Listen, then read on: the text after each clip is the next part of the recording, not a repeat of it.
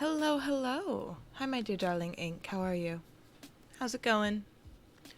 Um, we're doing very chill cross-stitch stream. I have been playing video games all morning because I'm on break now.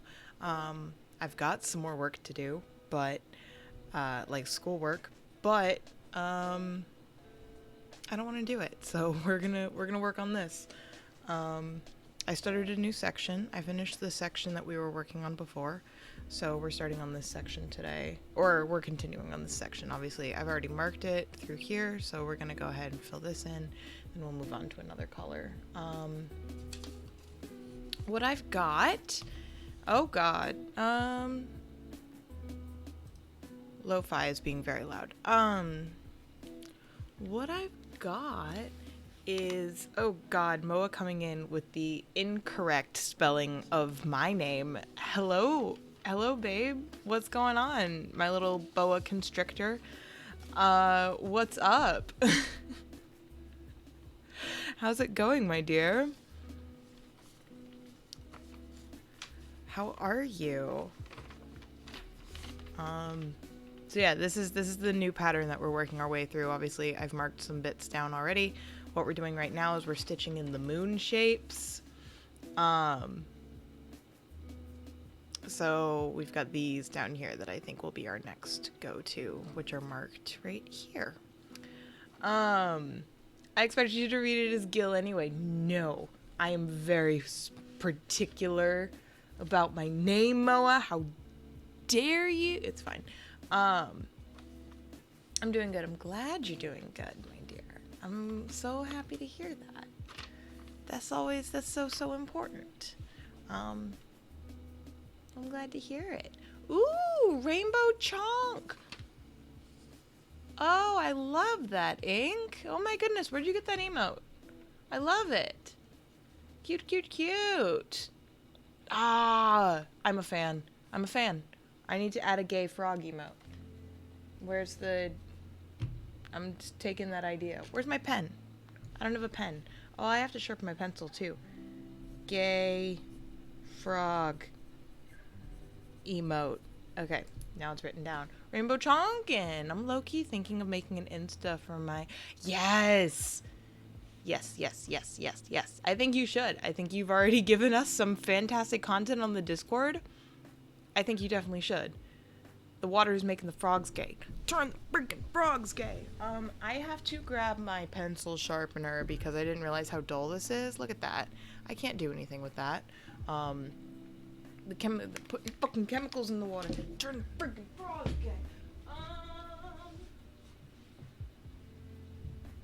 Look, I've got a handy dandy electric sharpener that doesn't work. It doesn't work.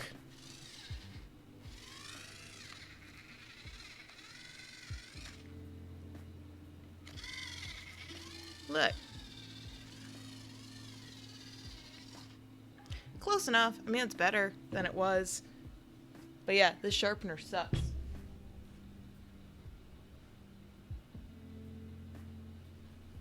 I didn't know this, but it says it's academic at the bottom.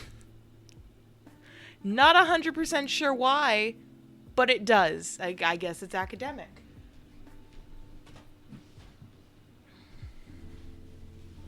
So that's cool. I had one with a handle, like an old school sharpener, but plastic and less sturdy. Oh yeah, no, that one's not sturdy at all. If you don't hold it in place, it goes all over the place. Ink Honey, enjoy your lurk. Have a grand old time. Have a grand old time doing whatever it is you're gonna do. Thanks so much for the lurk. I appreciate it. But yeah, so we're gonna work on this. So we're doing moons. So ta-da, we're doing focus. Hey, focus. Okay, well, it's not focusing, but these are the moons that we're doing right now. That's the portion of the pattern that we're working on. I did finish the part that we did last week. Did that. I did about 2 hours of work on this. after stream. So I finished this part, and then I started doing this stuff. So that's been about 2 hours. Maybe closer to like an hour, hour and a half. Just because oh no, wait. I lied. This was just an hour of work. Because I work on this during my lunch break at my work. So it's mildly accurate. But yeah, how is everybody? Pidge, honey, how are you? How's it going? I'm just kind of vibing. It's the first day of spring break, but I've got like 2 things I want to get done tonight. So like school-wise, I've got stuff that I procrastinated a little bit that I now need to take time to take care of. So I'm doing that later tonight, because I have at least 1 essay due at midnight, because I took the extended release, the extended due date. Gil. Right. How's it going, babe? What's up? How are you, my dear? Oh my gosh, by the way, I was thinking of you the other day. And even though I don't have a ton of spare time, I've got spare time this weekend. And even though I fucking yes. So even though I don't know how often are you still playing Valorant with Elise? Are y'all still doing that?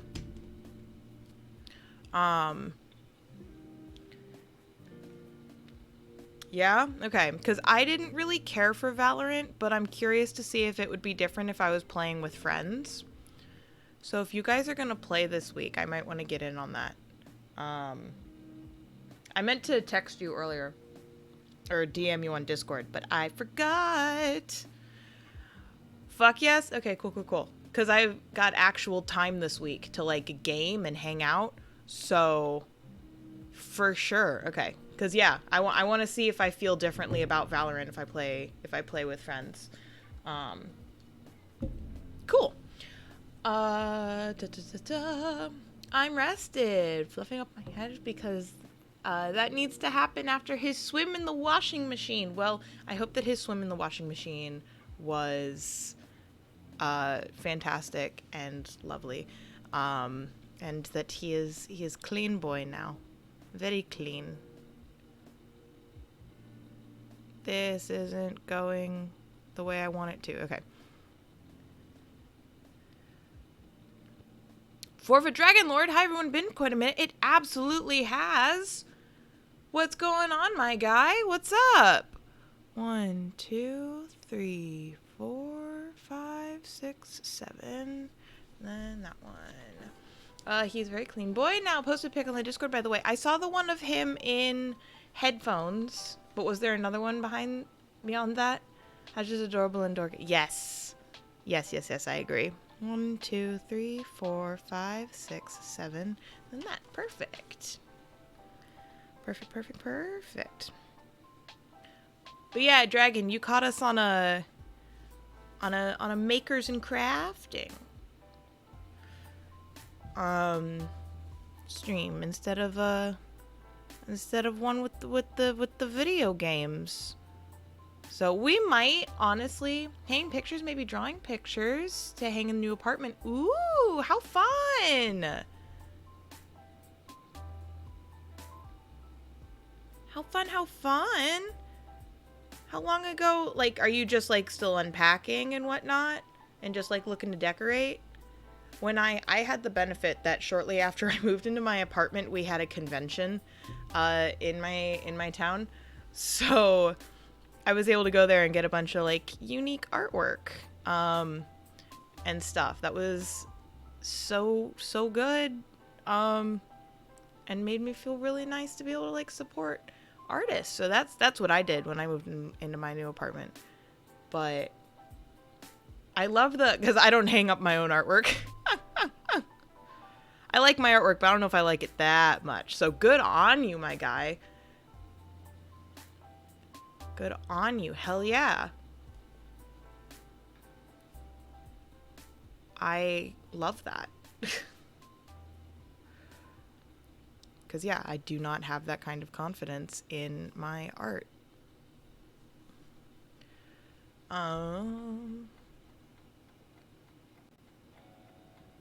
Should be... Okay.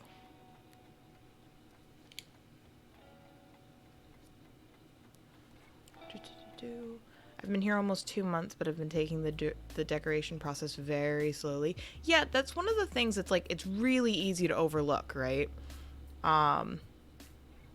It's really easy, especially like while you're unpacking, to be expected to also be like to make the space look nice. So I 100% get that.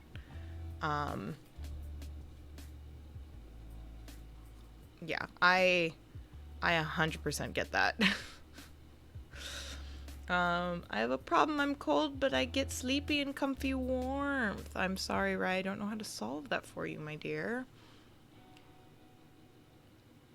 Yeah, I got some stuff from Etsy. I love supporting small artists and finding unique things. Yes, so much of the stuff in my apartment is from Etsy. Because it's the best way to support small artists, even when, is this focused?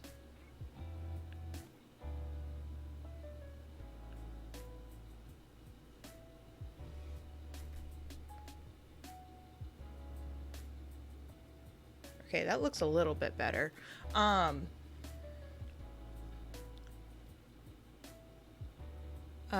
don't know either. Oh well, gonna try to stay awake because too cold. Oh, honey. You could try, like, maybe just, like, a hot water bottle, so you don't have to worry about... Oh, I went too far.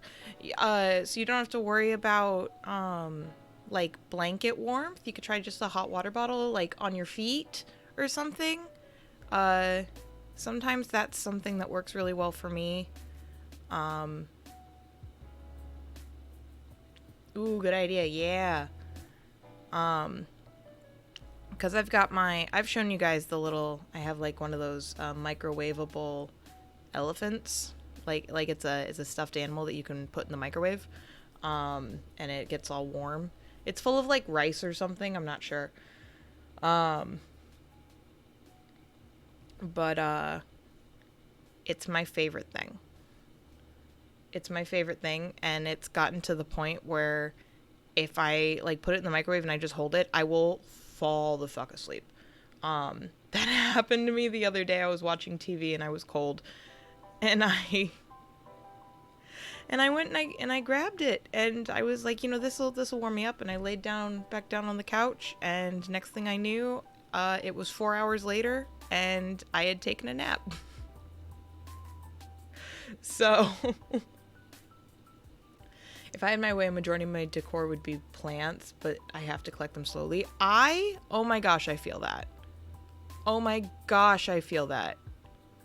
I counted the other day. Let's see.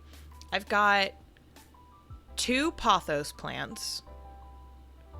I've got 2 spider plants. Technically 3, but 2 are in the same pot. So I'm going to say 2 spider plants, a dragon tree, a string of pearls, and a Maranus. So I've got 7, 8-ish plants, and I want more. The trouble is that because I have a cat, my plant options are fairly limited, and already the ones I have are not super great for him.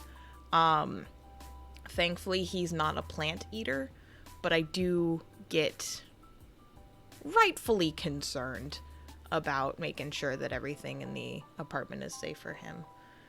I accidentally inhaled cocoa powder. Do not recommend. Oh no. Oh, Pidge, honey.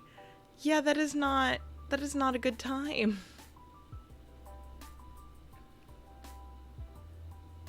That is not a good time. It was me with a warm blanket and also my dog. Yeah, Jasper's not very cuddly. So I don't get that so much with him. He is, but like he's weird about it because he's a cat. Dogs don't care. My family dog, I used to lay down on his dog bed with him and just like take a nap. and we'd just vibe, and it would be fine. He was really good about that. He was a very grumbly guy. He'd like sigh and he'd go moo. It would be very, very cute. So it just always kind of sounded like he was tired of everyone's shit, which I think is really funny. Because I too am often tired of everyone's shit. Let's see, do I have any good stories from work this week? I don't think so.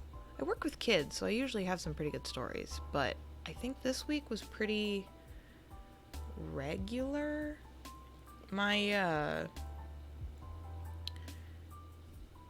Yeah, no, it was pretty regular. The stories that I have were all very not nice people. How was D&D?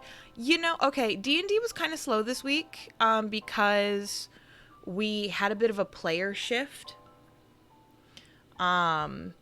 So we were losing and gaining new players. I have 3 Pothos, a Moss Ball, and Aloe. Oh, I'm gonna sneeze. Bless me, sorry. I have 3 Pothos, a Moss Ball, and Aloe, a Dracana, a Kangaroo Paw Fern, and one whose name I have forgotten because I am an iffy plant parent. That's super fair. Bless you. Thank you, my dears. A moss ball. I've considered getting a moss ball. It's just not the same to me. I like being able to see my plants grow. And moss balls are just so passive. An aloe, I don't know if I could keep an aloe alive. My roommate at my last apartment, she had an aloe plant, and it was constantly on its last legs. Kangaroo Paw Fern. Now that one I'm not familiar with. I don't know what that one is. Is that one of those big like tree, like they look like a tree ones?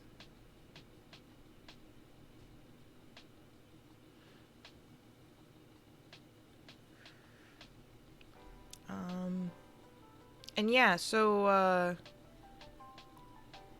D&D this week was pretty slow.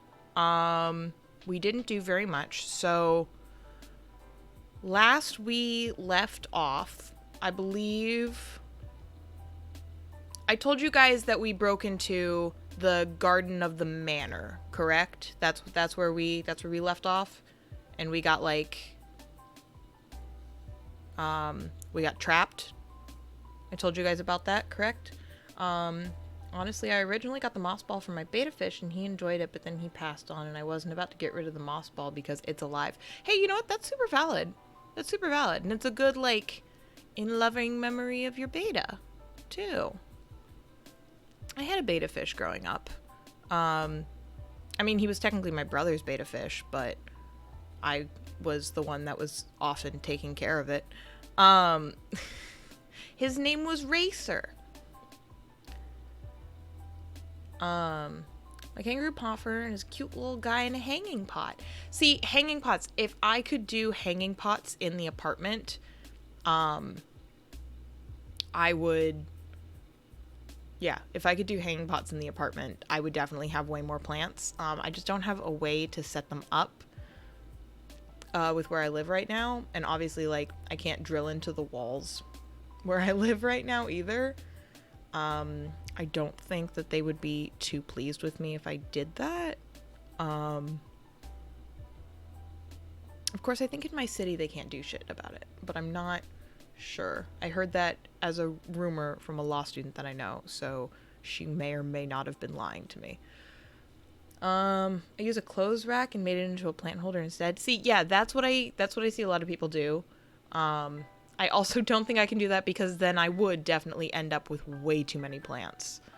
And I'm not sure that I could do that to myself.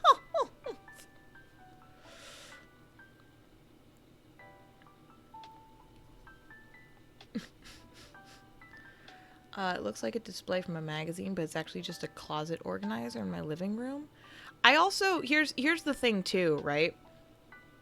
Is I 1 2 3 1 2 3 4 1 2, okay, is that I kind of sort of live in a in a studio. There isn't exactly a lot of space for me to get more plants. Like I've got my plants up on like my bookshelf right now for the most part, and then the string of pearls is in my bathroom because my cat won't go in my bathroom because he's constantly afraid he's going to get a bath, even though I've never given him a bath. But so yeah, he never goes in the bathroom, so that's where I put my string of pearls, because string of pearls are deadly to cats, not just like ingestion, but like if he touches it, it could get him really sick. So that one's in the bathroom where he never goes. And again, I'm very lucky that I have a cat that couldn't give two shits about plants. 1 2, okay.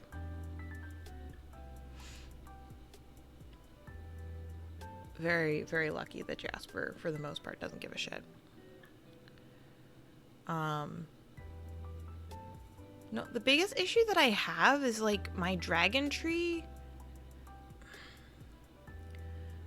My dragon tree grows like a palm tree, and I am having a hard time figuring out why he's growing that way. Because it's not like he doesn't have the space. Yes, I work at a vet. Very, very bad plant for kitty. Yeah. So yeah, he doesn't go after the plants. He was really stressed out when we first moved, and he was going after plants, but he was specifically chewing at the spider plant, which, while still not ideal, is the best plant for him to chew on if he's gonna chew on a spider plant. Like, if he's gonna chew on a plant, I'm glad that it was the spider plant. But yeah, the string of pearls is the worst one for him. When I had the dragon tree, like, I had the dragon tree set up on the floor. My roommate's cat would go after it all the time just to, like, chew on the leaves. He was fine. Dragon trees are supposed to be toxic for cats. He was fine. It was the weirdest thing. Like, eventually we moved it up out of the way because we were like, we don't really want to risk it. But it was like, my man's was just, like, microdosing himself so he'd be immune.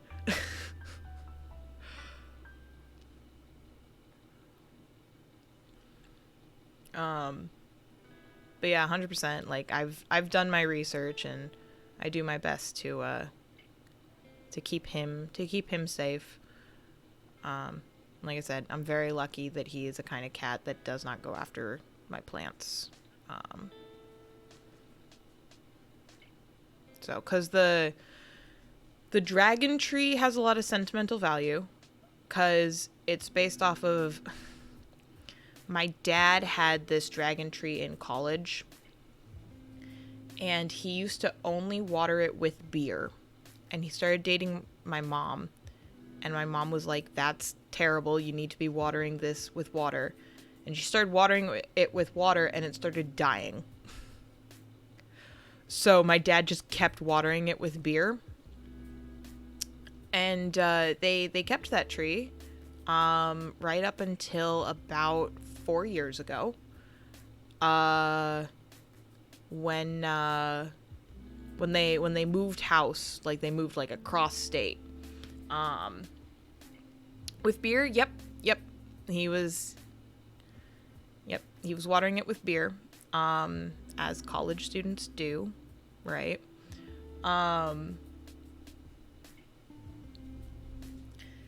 And yeah, so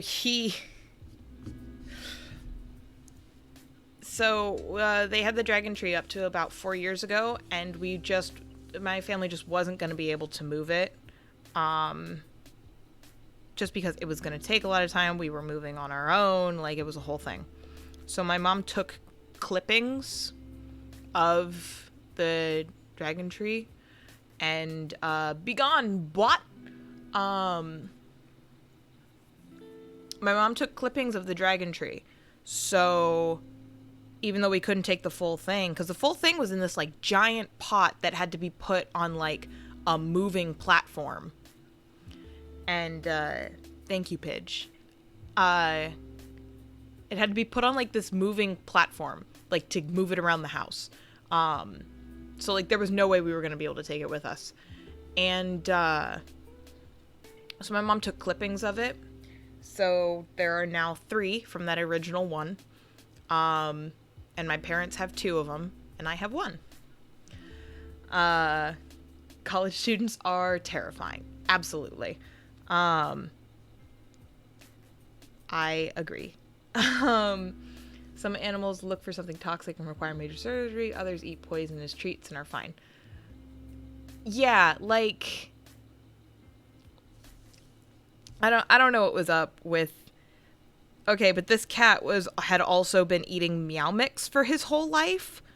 So I can almost guarantee that the stuff that he was eating for his actual food was more toxic than the tree.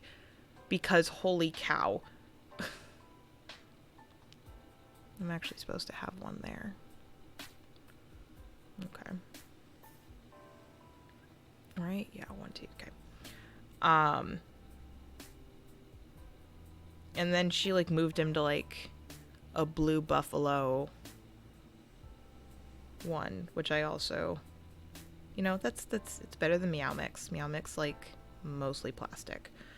Not to get on my high horse about pet foods, but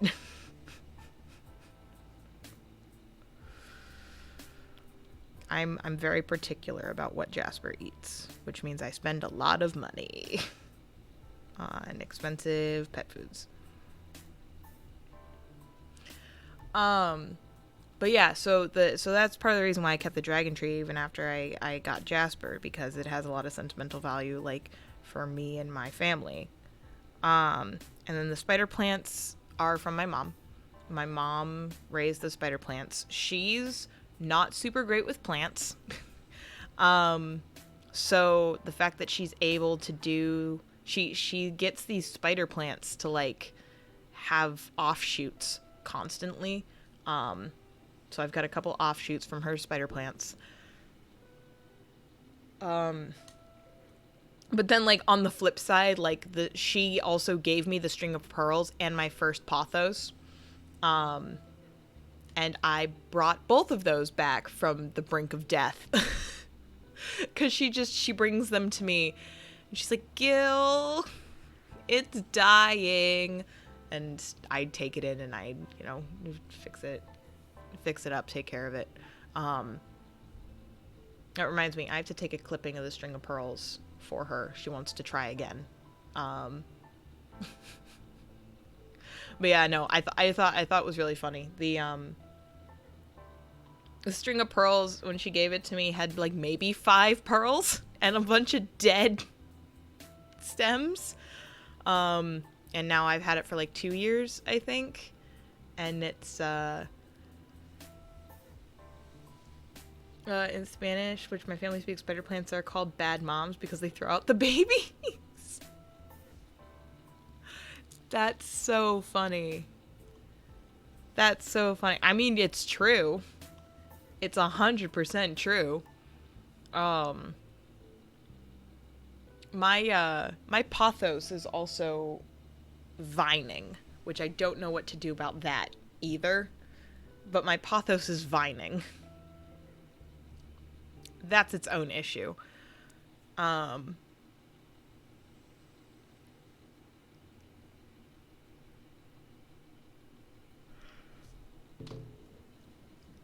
Because they're not supposed to do that.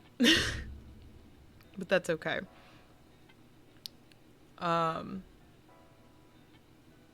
They're just out here vibing, hanging out, and living their best plant lives. Oh, hit the mic. I'm sorry. You will never be able to fix that. Pothos have a mind of their own. Yeah, like, my mom keeps telling me, she's like, well, just, like, clip off the new leaves and, like, repot them. And I'm like, then I'm gonna have 2 pothos plants that are vining. Like, I don't... I put it on a really high part of my bookshelf, and I've just kind of let it grow down however it's wanted to. I've just kind of let it do its own thing at this point, because I'm like, what am I gonna do about it, right? Whew, excuse me. Yeah, pardon me. Jeez. You'd think I got like no sleep last night. But I slept in quite a bit this morning. Because I'm on break now.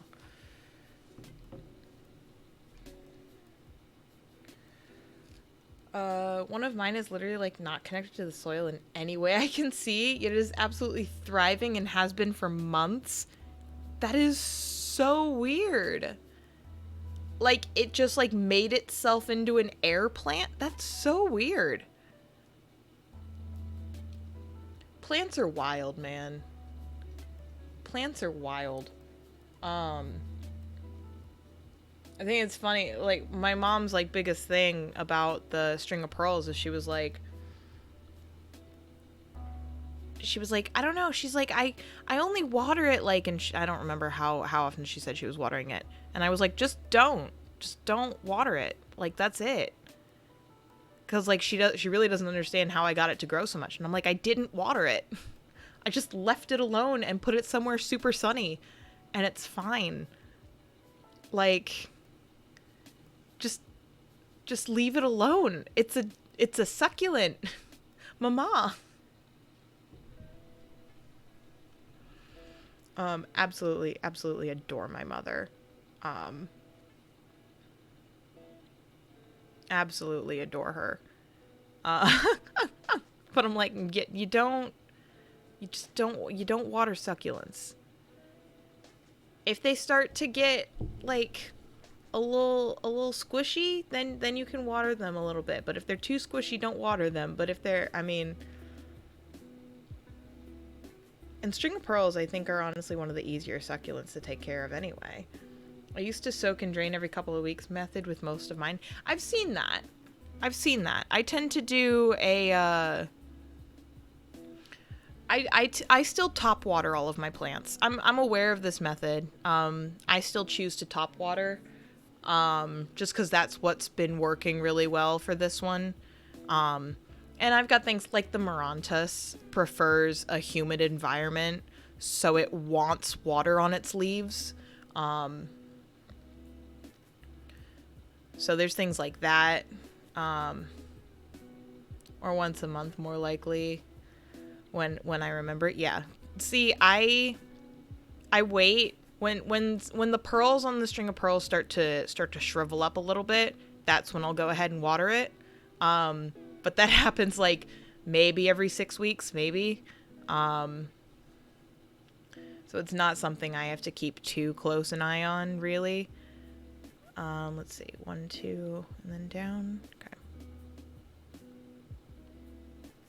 I'm trying to make sure I keep this on screen. to the best of my abilities.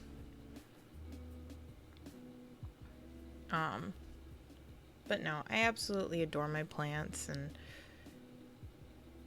it's really it's just one of those things. Tuesday is watering day. And I go in and I check in on them. I did give Clement, my dragon tree, some extra water earlier this week, though. Because he was starting to look not so great. But like I said, like, for the most part, you know, I've got a system for my plants. And it's worked so far. Okay. We've got this, and then we're gonna go start moving diagonally. I'm glad you guys like these cross-stitch streams, because I say as I like horribly scratch the fucking microphone with my needle. I'm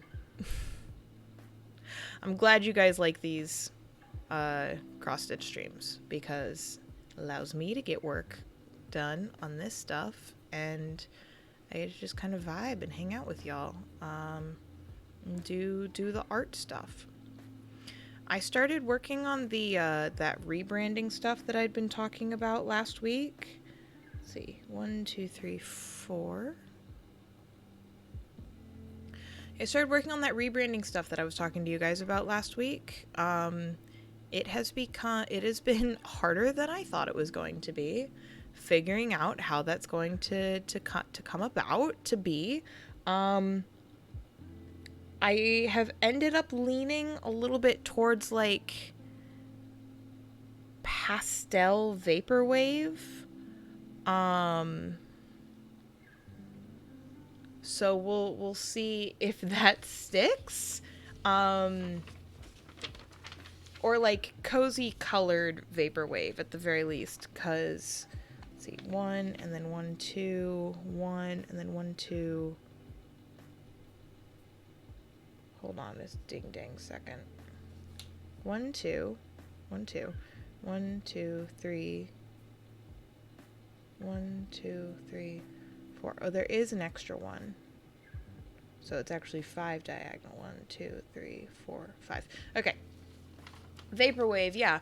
That's like the, what's a good way to describe it? I mean, if you look up Vaporwave, you'll, like, understand the vibe. It's like that Windows XP, like, 90s technology sort of look. And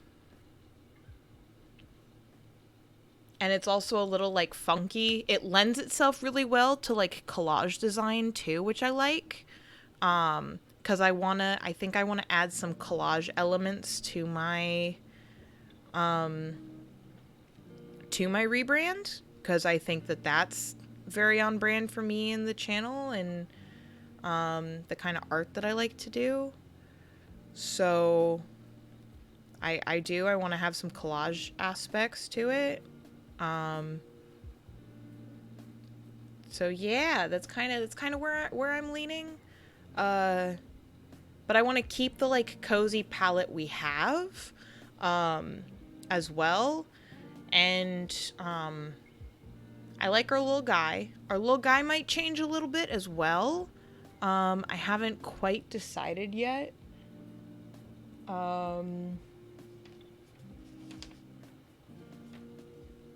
But our little mascot over here might change a little bit as well.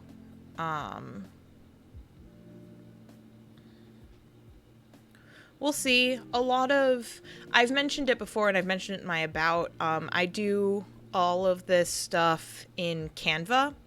So it's just a matter of, like, working my way through the Canva elements to see what I like, and then doing some recoloring and that sort of stuff.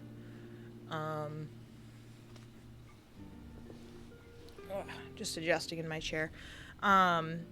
Yeah, just doing some stuff in Canva, see what I like, see what I vibe with. But I did start working on that last week. Ooh, actually, I want to... No, that's good. I'll do it that way. Yeah, then we'll be okay.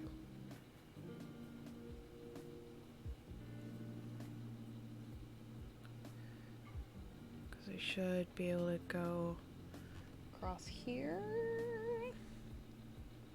Right? Yes. And it's 1, 2, 3. Okay. It takes a little bit longer to read the pattern when I'm working on a space this big and I haven't marked a lot yet, because I don't have as many context clues for, like, where everything's supposed to go quite yet. So, but that's okay. We're functioning all right, so that's fine. Right. Okay, y'all wanted to talk about D&D. So, if I remember correctly, last we left off, we were breaking into the manor.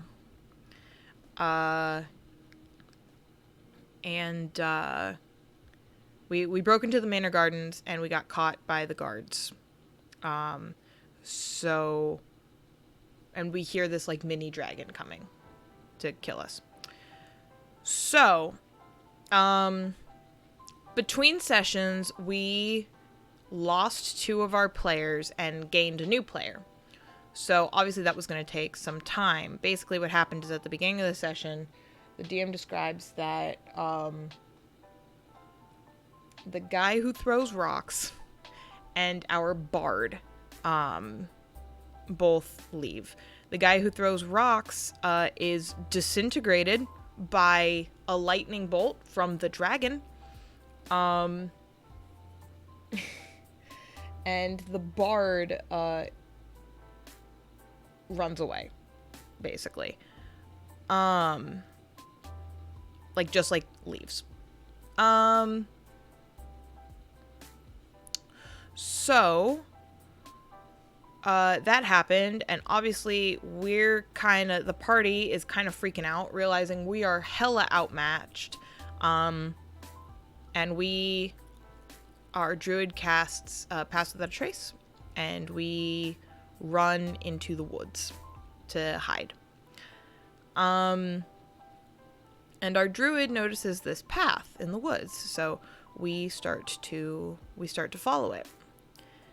And this is where we come across a hut, and we meet our new player and their character, which is another druid. And, gasp, Mustache Gill. Hello, Angel, my dear. How are you? This is my little art version of my mascot. They're French. So they can do art the best. Because they're French.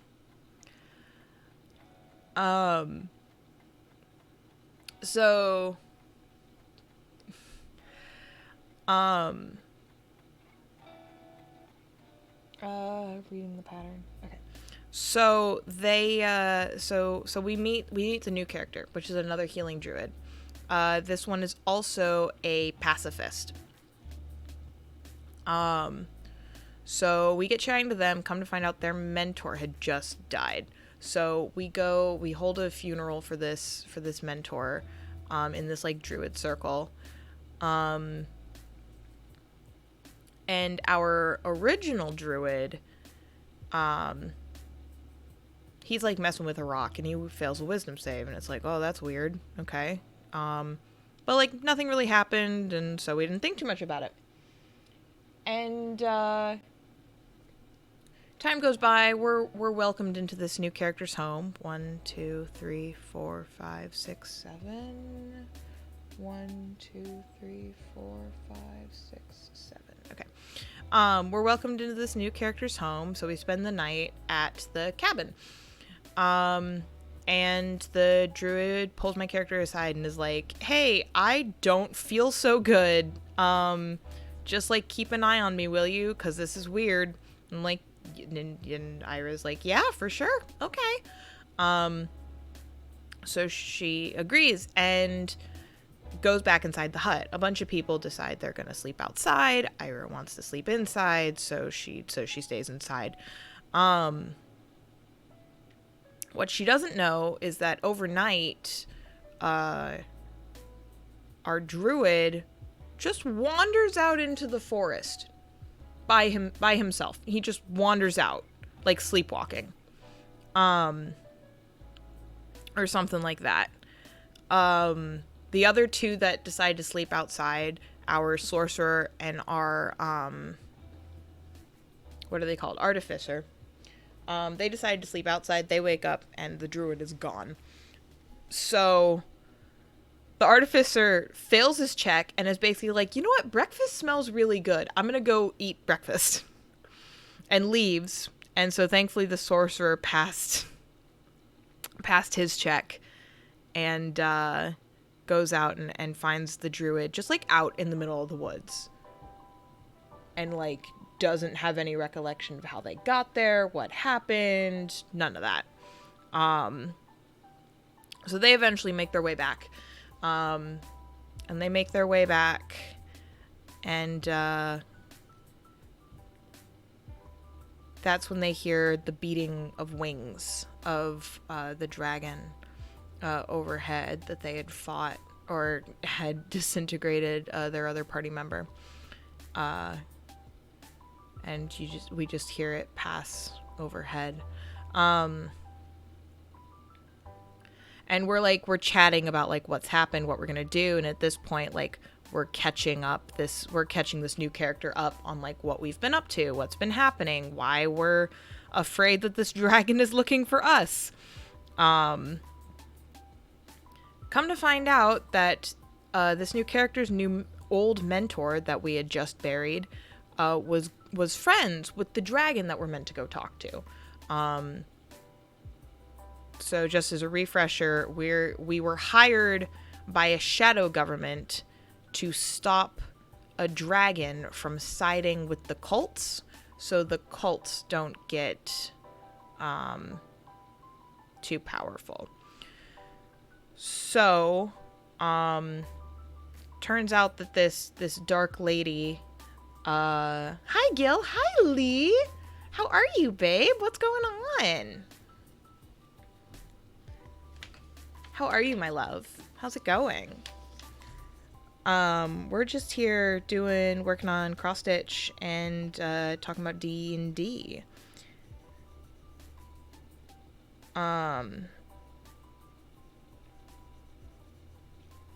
So yeah, so come to find out that this new character's dead mentor, be gone, bot. What is with all the bots? I feel like my bots have gotten worse recently. Does that mean I'm making it? Have I made it if I'm getting so many bots? Because I feel like we went through a really long period of time where I was getting no bots. And now suddenly thank you, Pidge. And now suddenly I'm like getting all these bots. I'm saying hello from my parents' house because I am home for spring break. I was playing with Maisie, but my dad just took her out for a walk. Well, we're very happy to have you here. I'm sorry, we're probably not as fun as Maisie. Totally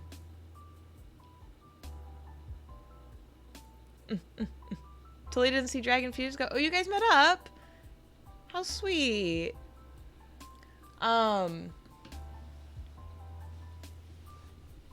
But, what was I saying? Yes, so. Well, not IRLC. I mean, James's chat. Ah, gotcha. Maybe not as funny as Maisie honking and biting at me, but pretty darn good. Well, I appreciate that. I am more than happy to be considered a close second.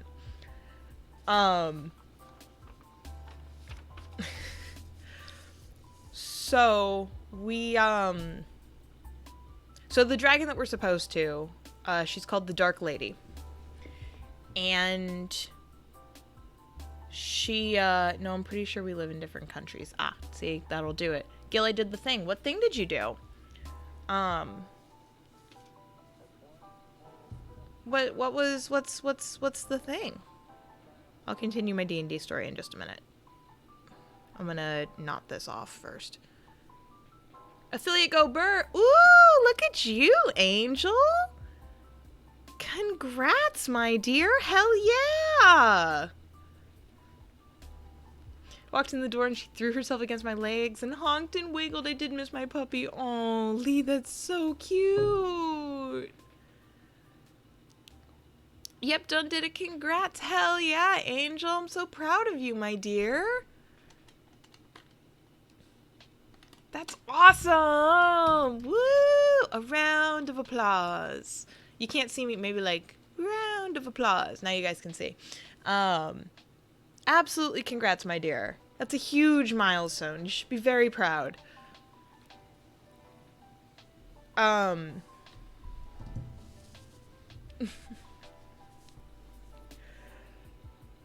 So, okay. Yes. So, there are two cults trying to get the attention of this dark lady, this shadow dragon. And that's the dragon cult and the water cult. And the dragon cult and the water cult are working together.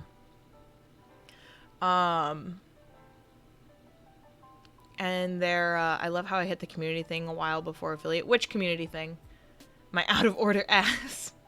Which community thing? Is that the, like, get 15 or 25 people talking at the same time? Is that the one you're talking about? So the Dragon Cult and the Water Cult in achievements. Yeah.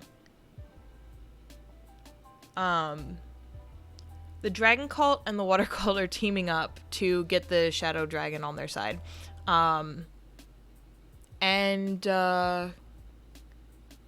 Yeah, obviously the Shadow Government doesn't, want,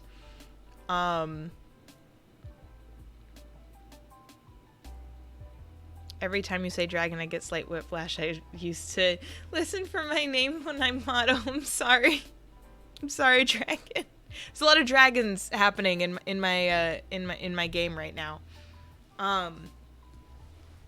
So these cults are trying to get, I'll just refer to her as the Dark Lady. These cults are trying to get the Dark Lady on their side. And the Shadow Government obviously doesn't want that. So we're tasked to go and get that. So we catch up this new character, up on all that. And we go back and we sneak into the manor this time. We create a diversion and we just sneak in. We're like, we're not going to fight anybody. Here's the side entrance. We're just going to sneak in. And we had gone in and done some recon first with Iris Familiar. So we like knew what we were up against. Nah, call her the scaly bitch. Well, her name is the Dark Lady, so. I think they're supposed to be completed at the same time, but not with me. Well, look at you ahead of the game.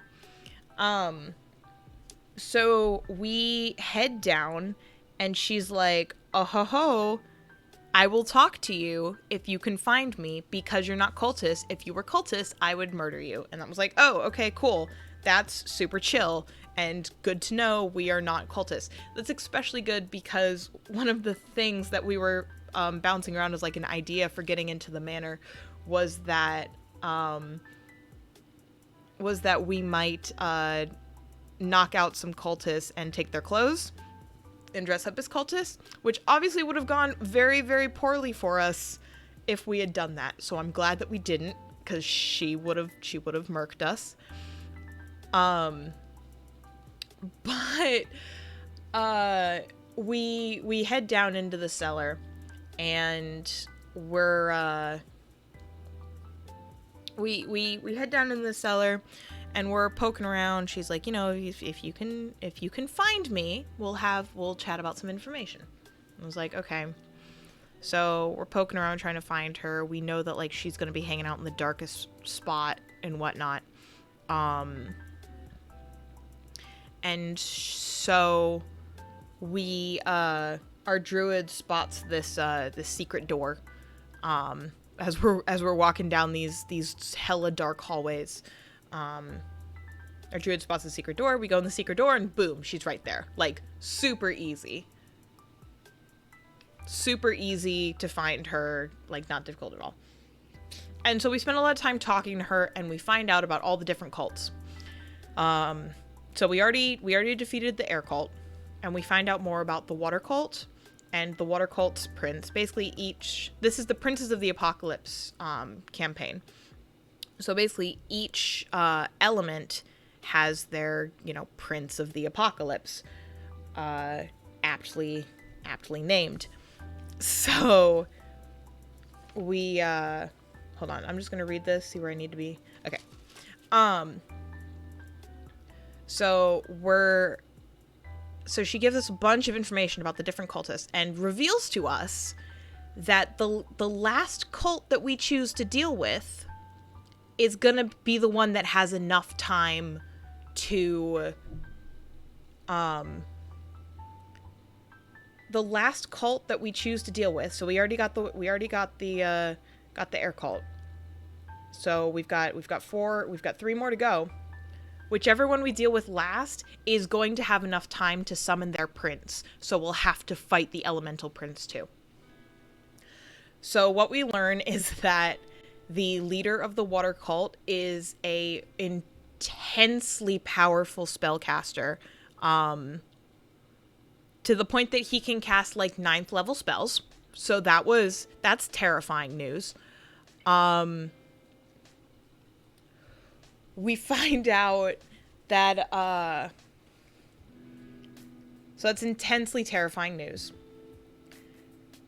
We find out that the leader of the Earth cult is a Medusa, and so can just turn, and is his favorite attack is to turn people to stone and then shatter them, which is an instant death. So that's awesome.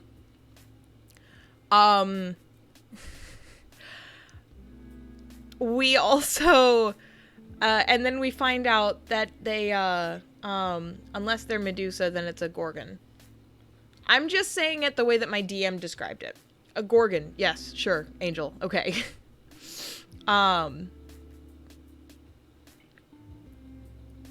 Your mom is a Gorgon. So yeah, leader of the Earth cult is a Gorgon, so which can lead to insta death, so that's fun.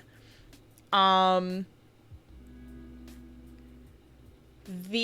then the leader of the fire cult is just like a straight up masochist who is, I think, a rogue and is just like horribly, horribly powerful, like is hella dangerous in melee, is also formidable in ranged, like she's gonna be an absolute pain in the butt to fight.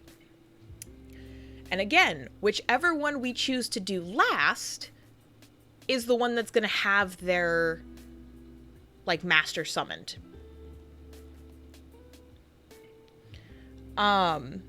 So we have to like take that into account. So we did decide that because we're already in the area where the water cult is, that's the cult where we're gonna deal with next. We're gonna deal with the water cult next. The prince of that cult takes the form of a tidal wave. So it's kind of fucking hard to fight a tidal wave. The prince of the Earth cult takes the form of a fucking mountain. And the prince of the fire cult takes the form of a giant pillar of flame. My personal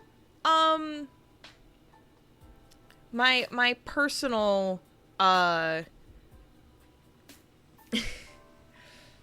what I think we should do is I think that we should go after the fire cult next and save the earth cult for last, because I think that I feel like the easiest thing to fight out of all of those is a mountain. I feel like we can fight a mountain better than a giant pillar of flame.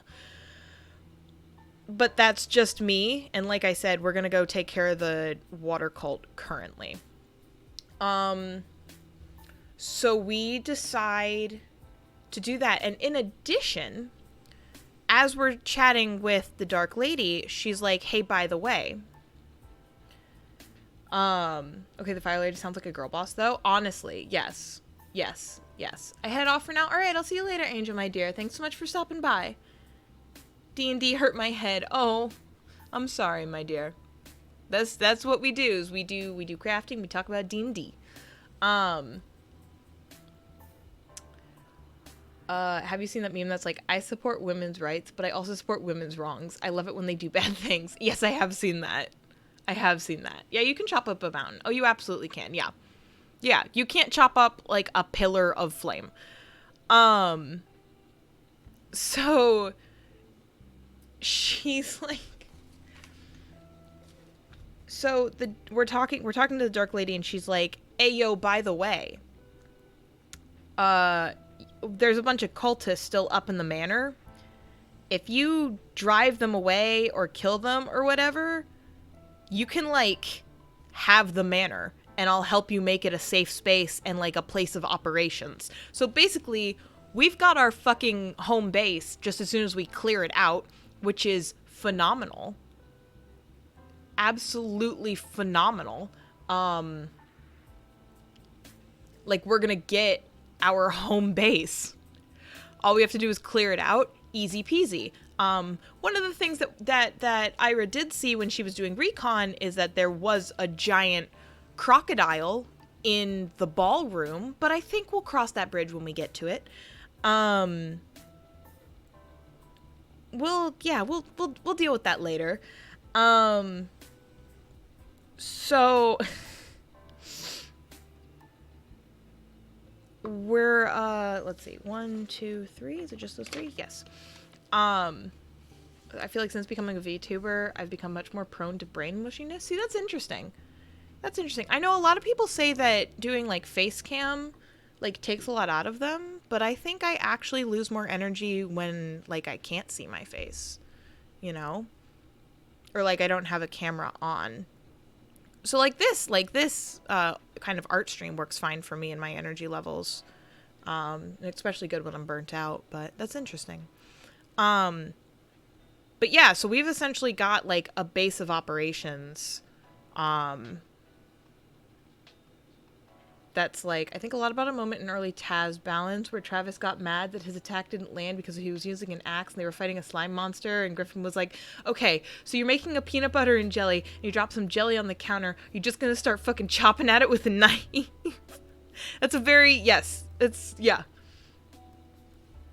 Yes, I love that. I mean, I'm just becoming smooth brain from being a VTuber. I don't understand. Dude, VTubing works really well for a lot of people. I have a lot of respect for it because, like, people have found a way to, like, match up with, like, because people often say, like, oh, you need face cam. Like, you need face cam to stream. You need face cam to stream, right? Like, it's just how the algorithm works. You're gonna do better if people can see your face. And VTubers is a great way to get around the fact that, like, not everyone wants their face on the internet. Not everyone wants their face on the internet, but they still want to be expressive, and they're still expressive people, and VTubers help them do that. So I think that that's perfectly viable, and especially with, like, the rise of PNG tubers as well, now it's not even, like, that expensive. It's 2 images, and you're set. Like, I think that that's insane. VTubers make me feel weird. Honestly, it's an autism gang. It gives me cognitive dissonance. That's interesting. See, I am a really, really big cartoon person. In part because I get very...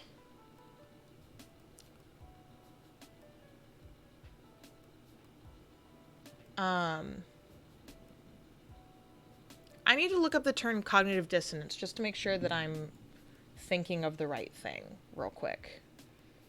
Let's see. Cognitive dissonance. I'm back from my Insta adventure. Oh, you were on an Insta adventure. State of having inconsistent thoughts, beliefs, or attitudes relating to behavioral decisions or attitude change.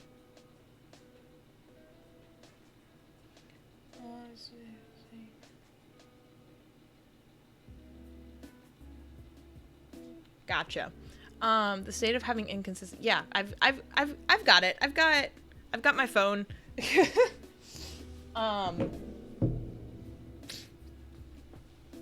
Yeah. So, I think it lends itself well to me. I think I don't notice it that much, but also it helps because I'm never watching just like Twitch. I'm always doing something else at the same time with PNG tubers, because seeing like smooth kind of plasticized model speaking with fully expressive voice makes me feel weird. It's a little uncanny valley. It can definitely be a little uncanny valley. I would say from an accessibility standpoint, I think that they're a really good thing, and I've got nothing against them.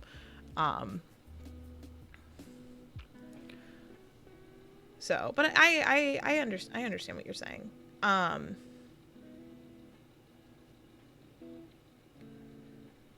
I think there's a very specific.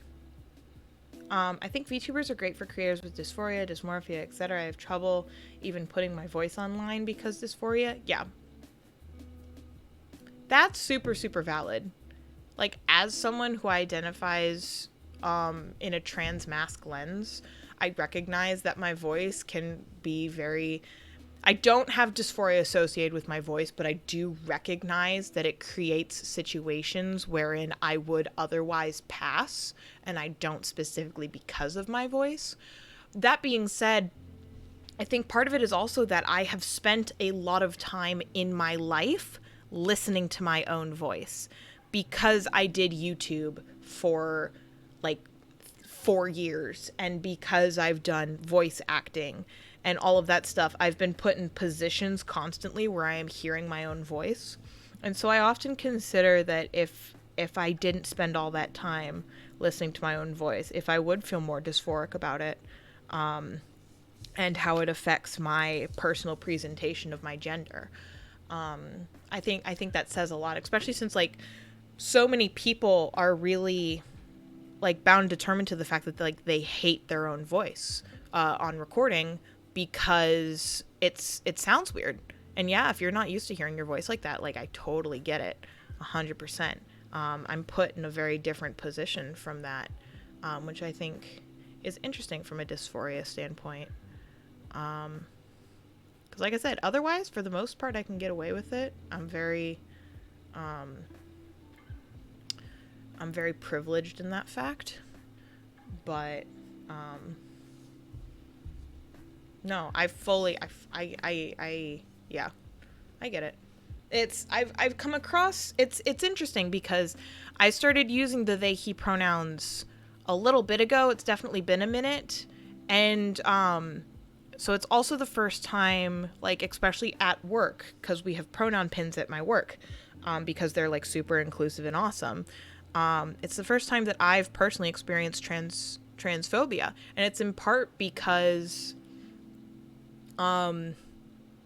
they're listening to my voice, and I will get called sir, and they'll speak to me that way up until I talk, because I know that my voice gives me away.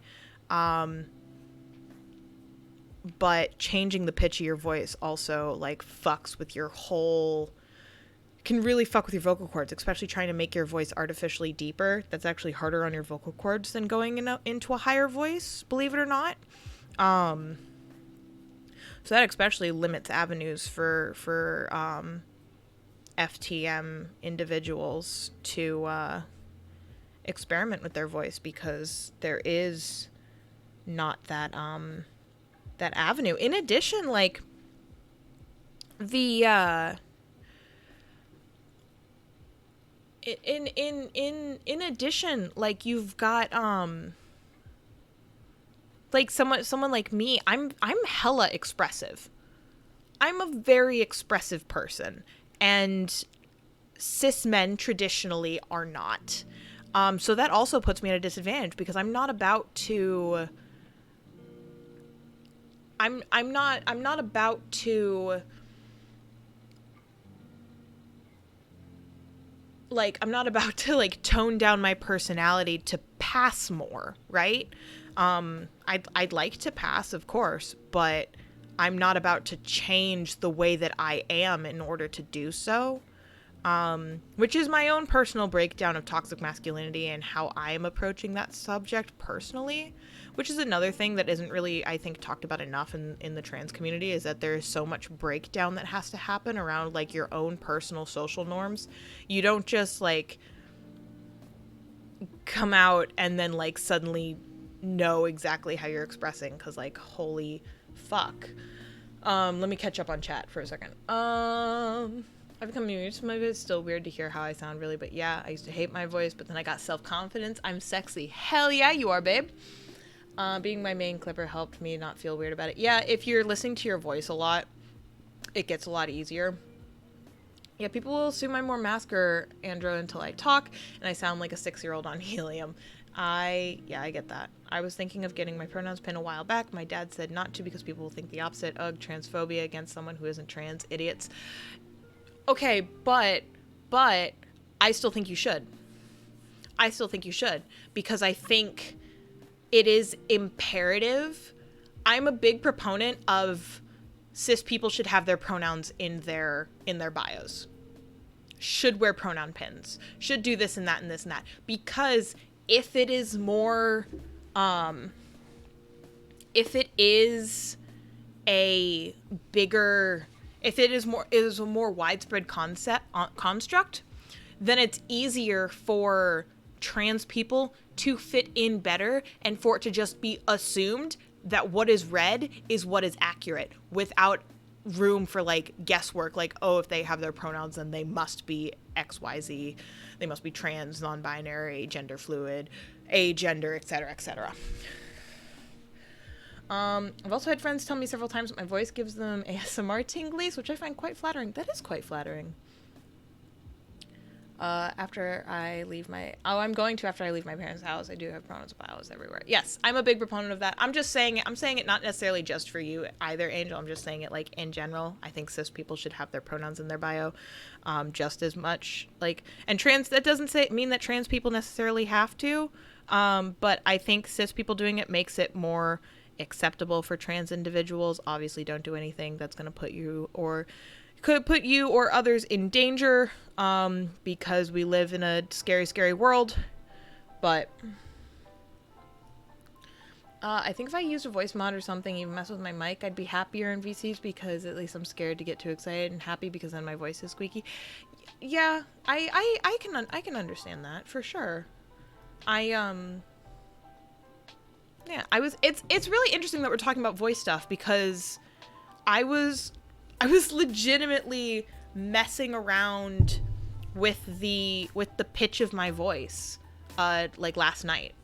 I was messing around with it. So I think it's really interesting that this topic has been brought up, because I've been thinking a lot about my voice and the pitch of my voice and how much it gives me away. Oh my god, dragging the squeaks are real. I feel it so much. Also, my parents don't know I use he, they now because complicated. Hey, Angel, honey, that's totally fine. Once again, do whatever you need to do to feel safe, to be okay. If it's gonna, like, if it's going to harm you in any way, then 100%, like, you are not expected to do anything. That is always the exception. I am, once again, I'm a big fan of, yes, 100%, be an activist, but only if you can safely do so. If you cannot safely be an activist, then thank you for your silent participation, but it is not worth your safety. I truly, truly believe that. And especially since, yeah, honey, you're using he, they, like, that's super fucking valid. Maisie came to give me kisses. Hell yeah. My natural speaking voice is quite soft and tends to be quite low, and I have poor volume control when I get exasperated, so I straight to squeak down. Angel is, I'm also very short, which is cultural, so I can sort of pass in Latino circles, but not among other people usually. I'm fairly tall. But I am I'm fairly tall. But I'm tall in a very slender feminine way that I don't think helps. I'm tall for an AFAB person, I should say. And obviously, like, I am more than willing to talk about the, like, being trans, being non-binary, and that sort of junk, because I feel like that more adds than takes away from my platform. And I know some people don't feel the same, and that's totally fine, and that's totally valid, and that's totally them.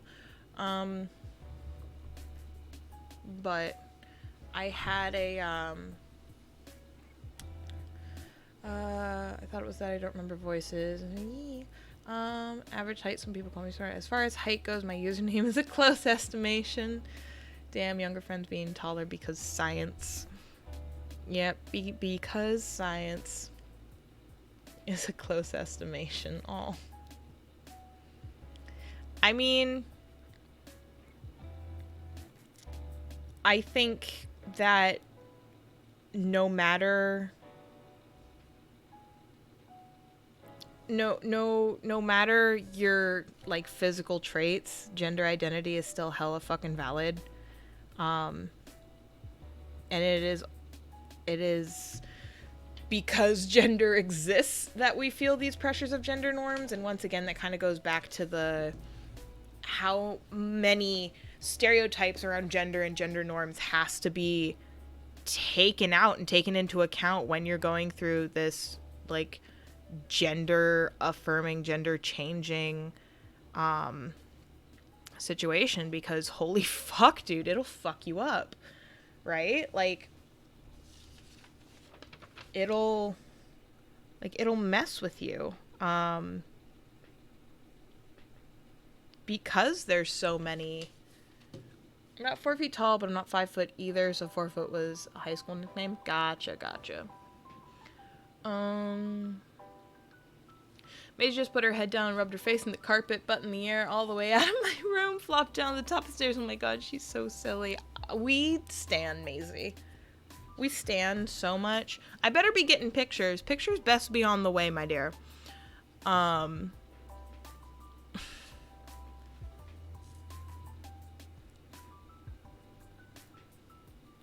me pull this. Give me just a second, guys. This is the hardest part to talk through, is the nodding in the back.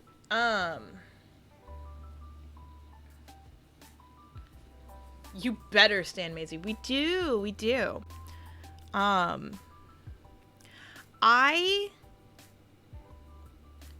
don't know, like I said, I work with kids. So that also means that when I'm interacting with kids, my voice naturally goes up a couple octaves, just because that's just how human beings are programmed. Like when you're interacting with a baby, you're gonna go up a couple octaves. So that tends to give me away as well, I recognize, with kids specifically. That being said, I work with, I don't work. There you go. Standing Maisie is not optional, no. Not here, it's not. Oh, I do have a good work story for you guys, actually. I do have a good work story for you. So, we were, I was interacting with this family, and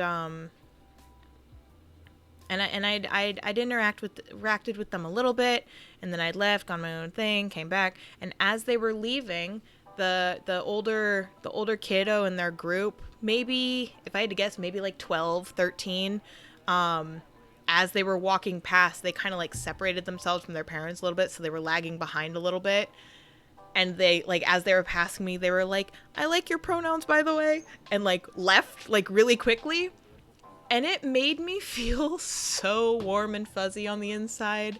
Like, all the more reason, like I said, representation fucking matters, my guys. 'Cause, like, that stuff, oh my god, I love shy queer kids. Yeah. And, like, maybe parents aren't supportive. Maybe they've just never met someone who looks like me that uses they, he. You know, I don't know, but it was a phenomenal experience. It was a phenomenal experience, and I'm very happy with it. I'm exceedingly happy with it. I work with animals and owners, so I know the comforting voice and the customer service voices are high. Yeah, there you go. Dragon, you got it. Yeah. So they just passed on the top of the stairs now. Oh. Actually, I'll be back in a bit, baby. Gonna vibe and wake up a bit more. All right, Angel. Sounds good, my dear. Gilby rhythmic. I'm doing my best. Queer people be like, "I like your pronouns. Where'd you get them? The pronoun store. A raccoon stole them for me." I like that. I love being a camp counselor because I get to be queer kids proof that it's gonna be okay. Yeah. And like I said, my work is very, like, diversity supportive. So we've got people from a lot of different backgrounds. I'm not the only non-binary nor the only trans person on staff either. There is one other trans person and 2 other non-binary individuals. So, and there's actually, no, hold on. There's 4 or 5 non-binary individuals and then 1 other trans person. It's just super cool to work with so many queer people. It's really, really awesome to be able to do that. I love being I personally stole my gender, forged another quarter, and the last quarter randomly appeared under my bed. I couldn't even tell you where mine came from. I feel like a bird shit on a car and just ominously said they, he. Here's another thing, right? Online language is, I'm just a humble gender farmer. Here's another thing, right? And maybe there is language for this that I'm just not familiar with. But for me, they, them, and he, him pronouns are equally interchangeable for me. That's how I feel about it.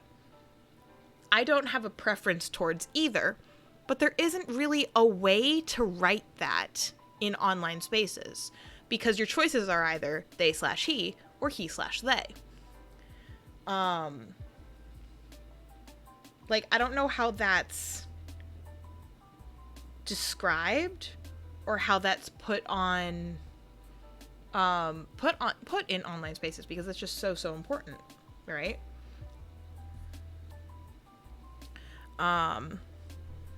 When you're on the internet a lot, it's just so important. So I think that's interesting too. How much we've changed the way that we describe our identities is also just, I don't know. It's all very fascinating to me, honestly. 1, 2, 3, 4, 5, 6, 7. Oh. Okay, yeah. 1, 2, 3, 4, 5, 6, 7.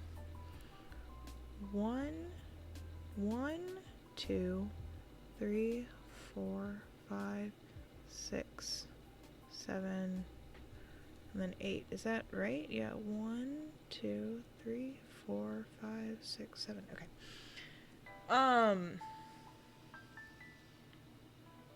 See, I only use they, them IRL, but I don't mind also encouraging people calling me he, assuming I'm a guy online. Yeah, I can understand that. I mean, gender is so fluctuating, right? For a really long time. So I was using they, them starting in October of 2020. That's when I started using they, them pronouns. And during a good portion of that time, I was also like, okay, but I also feel like I could very easily use he, him pronouns as well. Or I could use some combination of the two. But I struggled with it for a really long time because, personally, and this goes back to, what's fucking wild is that in my French class I conjugated in the masculine and talked about myself with masculine pronouns. It made me feel super gender, but he, him pronouns are deeply not for me in English. See, that's interesting. That's interesting. That sounds very familiar to, like, the kind of conversation that I had with, I had with Lauren about language and gender. But I'm assuming y'all have had that conversation because I know y'all talk quite a bit. I don't have any other languages, but I don't have any other languages, but I did have to explain my gender in my ASL class, which was interesting because there isn't really language for non-binary in ASL.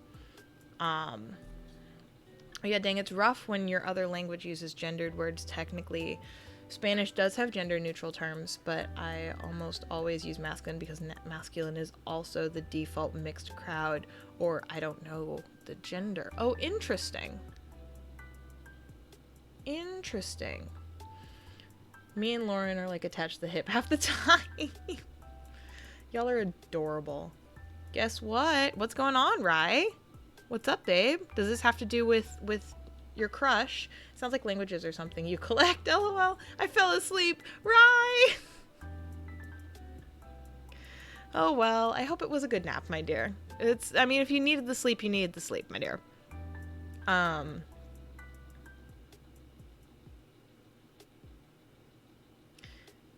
So, I would show you guys. It's hard. I would show you guys. I wasn't expecting to put myself on camera today, so I'm not going to. But maybe on Wednesday I'll show you guys how I explain my gender in ASL. Maybe if I remember on Wednesday, I'll show you guys how I managed to explain it in a way. Because one of the things that we do in my ASL class quite a bit is we're like describing people. We're using like description traits. And so I got described as a woman enough times that I feel like I felt like I had to explain that. So that was an interesting experience as well. Let's see, 1, 2, 3 from there, 1, 2, 3, and that's the middle. Yep. Okay, awesome.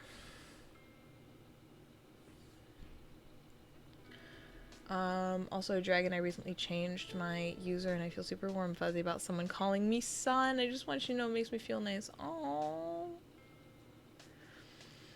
I feel like at this point I have only one mega language with no grammar because sometimes I start speaking in one language and have to finish in the other. It's wild. I mean, brains are fun, dude. Brains are fun. Like, absolutely. And I can't see it on my, let me check something. Yeah, so I think, Dragon, I don't know, have you used the,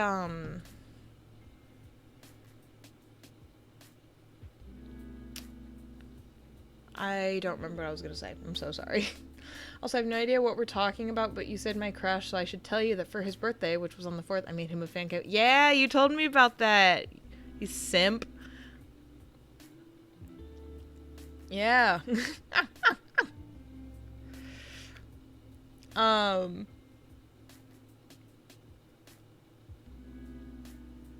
days I think in English, some in Spanish, some days I do not think at all. You know, that's super fair.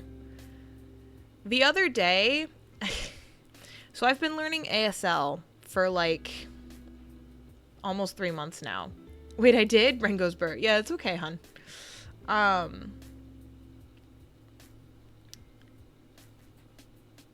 The other day I tried to talk to someone in ASL, just like didn't even think about it.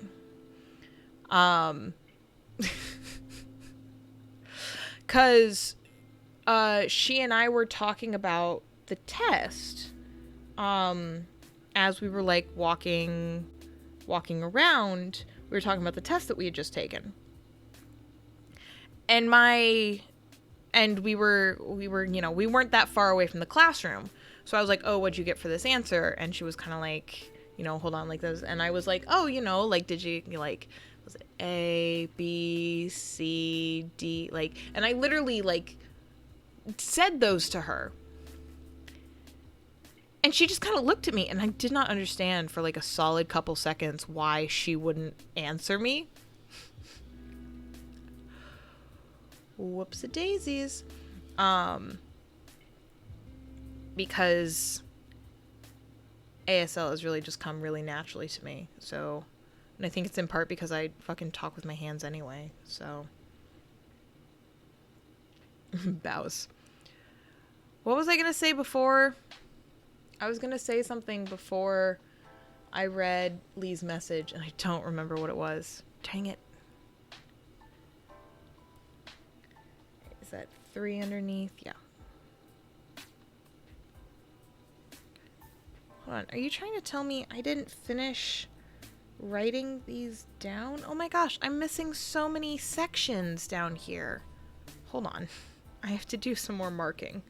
Here, this is ridiculous. Okay. Because I did all these. I can't believe I missed all of these. This happens a lot at the beginning of my cross-stitch projects. I get in trouble with it. Okay. I've got these 3. I've got this over here, which is in like the easiest spot to, okay. We have 1, 2. There's one there as well. Yep. 1, 2, 3. And then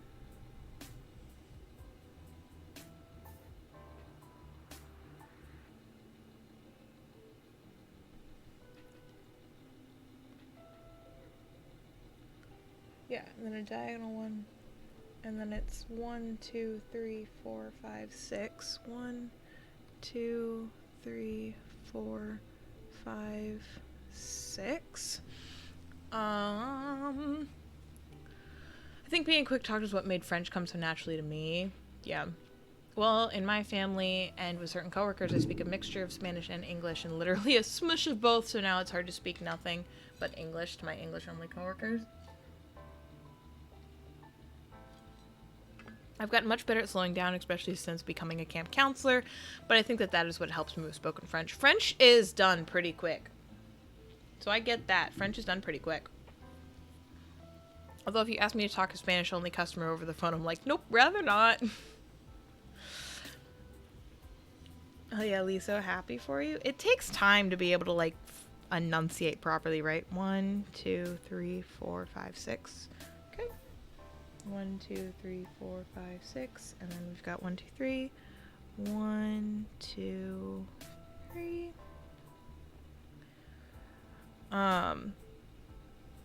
I've been this is so bad, but because I've got my chat open, I've like got half an eye on the numbers, and I just think it's really funny that every time I talk about being trans, my numbers drop.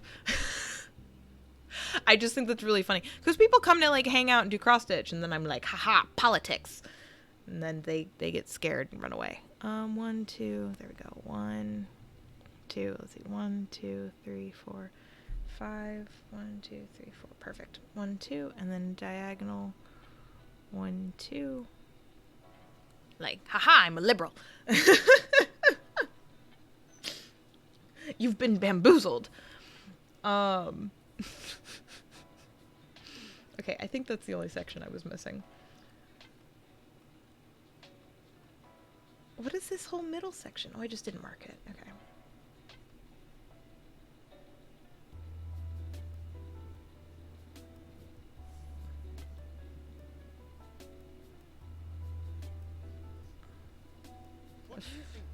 Bunkus. Ooh. You naughty wackus bunkus. Thank you, Rai. Thank you for the good audio stim. I appreciate it.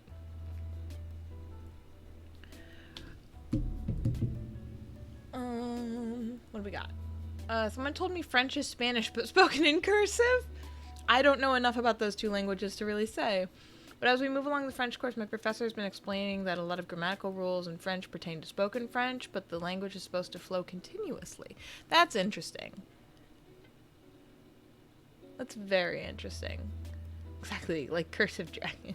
Scare him away with the gender, chasing cis people out of my yard with the gender rake. Blast them with the pronoun hose. It's funny, because, like, it's in my tags. I'm tagged as a non-binary creator, in part because I'm terrified to tag myself as a trans creator. So I'm still tagged as a non-binary creator. And queer. Like, I don't know what they're coming in here thinking. To be fair, I don't talk about this stuff all the time, but a good chunk of what I talk about is trans issues, because I think that shite's important.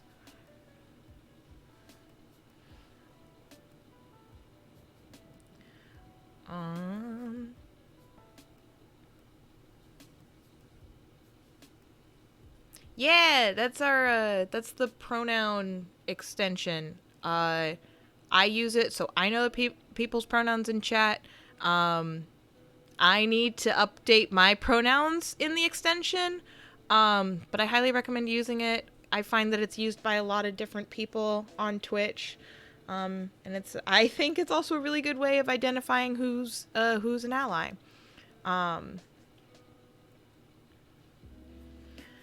Like if you're using inversion on a phrase, ela, you write ATL, and the T means basically nothing. Its express purpose is to keep you from having to slam on the brakes to separate vowels. Okay, this is cool. When I mod for, they just pop up with their pronouns. Mine, I just keep my pronouns in my bio. And I also don't mind answering the question, too. So I don't have a command for that specifically. I don't do a lot of special commands, except for the Jasper command. 1, 2, 3. Whenever a message starts with Jasper, a bunch of emotes come up. But Pidge set that one up. 1, 2, 3. We got 1, 2. Cool. Yeah, there it is.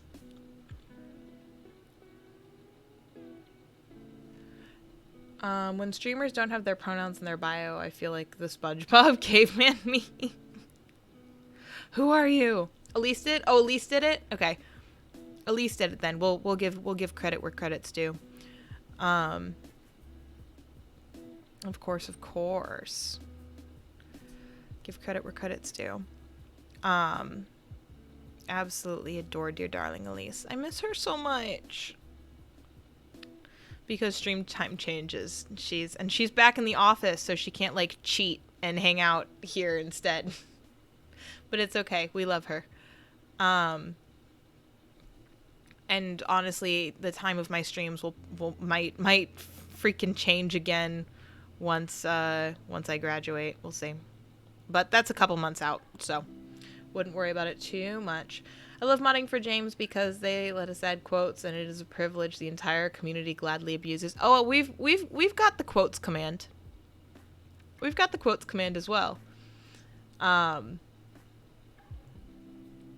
It's one of my favorite things. We don't use it as often. I think my best quotes probably come from Mario Kart streams, so because I get angry. Let's see, 1, 2. I've got 1, 2, and then a 3. 1, 2, and then a 3. Perfect.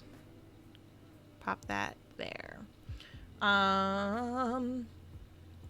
Graduation moment. If I'm out of oat milk, so I'm making hot cocoa with skim milk powder. Is that even gonna be good? Is that even gonna taste nice? Hey, I stand by that. I stand by that. It's a good movie.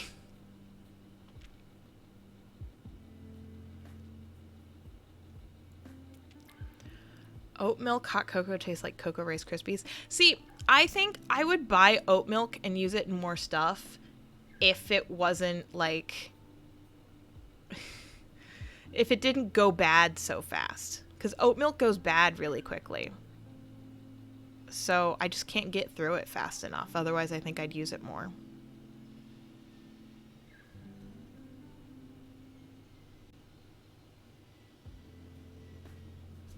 For real? I mean, I read it somewhere. I've never tried because oat milk's expensive. And if I can avoid buying something that's going to go bad really quickly, then I'm going to do that.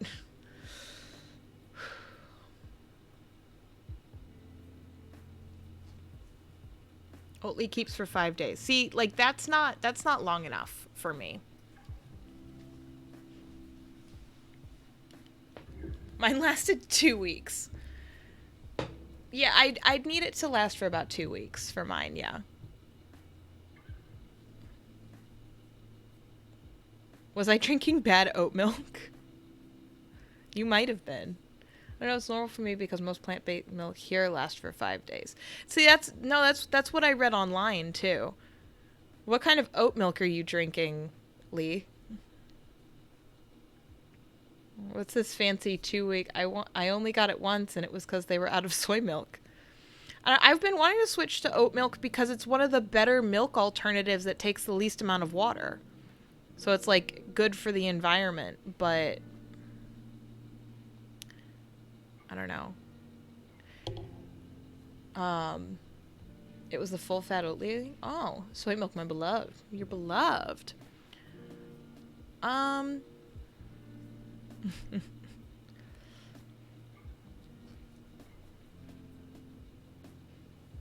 Are all queer people lactose intolerant or something? Like, are we all obsessed with plant milk? So maybe I can prove the rule.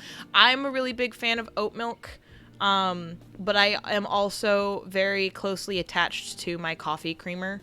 So, there is that. I'm not lactose intolerant. I just try to do good things for the environment. I'm just a hippie.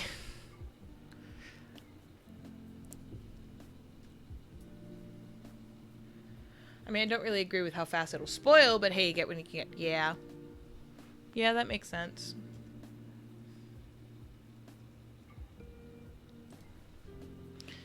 It does make sense.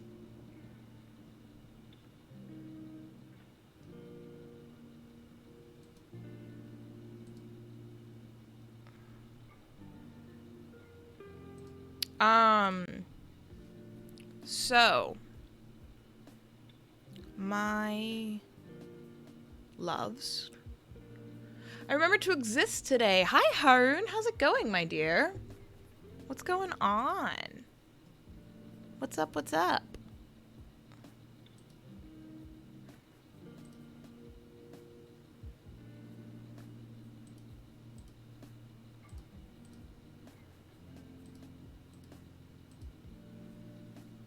I'm going to I need a bit of a break, so I'm gonna set you guys up with some words on stream while I take a break. Because my eyes are starting to get a little bit tired, from the cross stitching. So I need a little bit of an eye break. So I'm gonna give you guys some words on stream, and I'm gonna hang out, and I'm gonna do it a little bit too, but I'm gonna go like get a snack and stuff as well.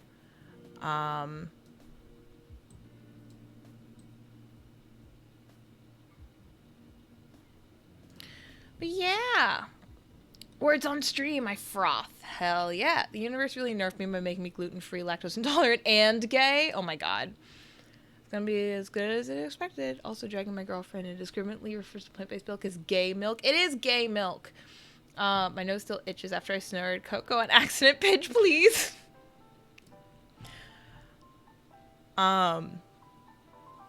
So, your guys' record. It was super fun hanging out. I will try to stop by. I have to go get my oil change, so I'll be going. It was super fun hanging out. I'll try to stop by more often.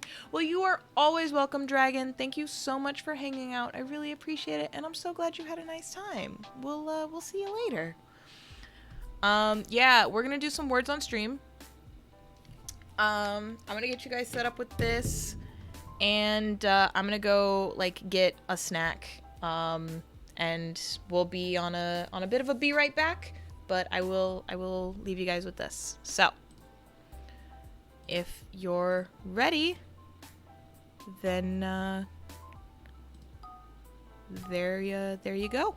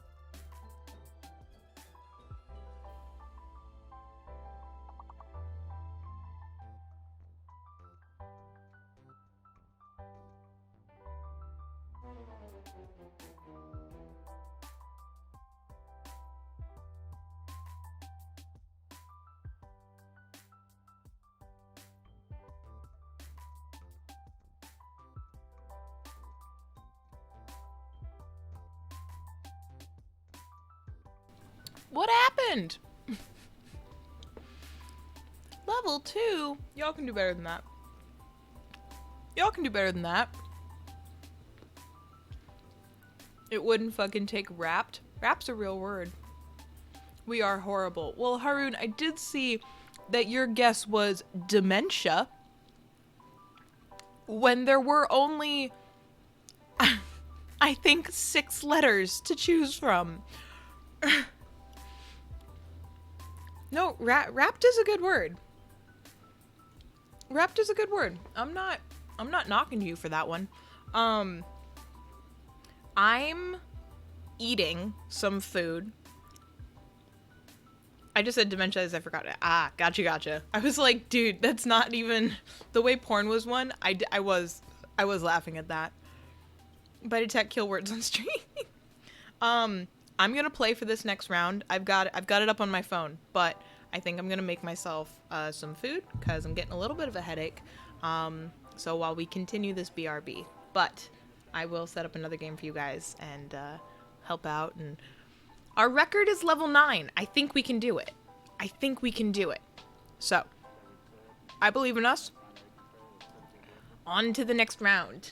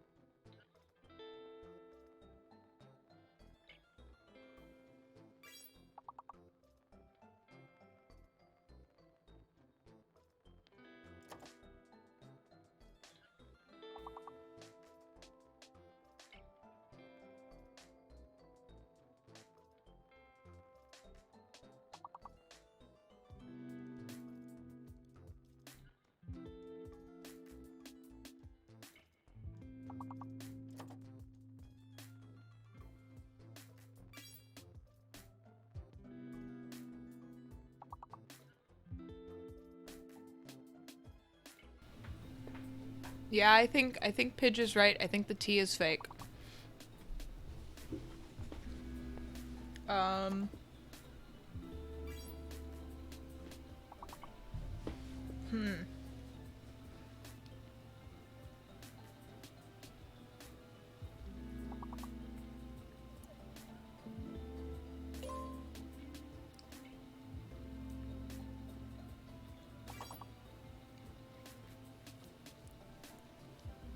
This is tough.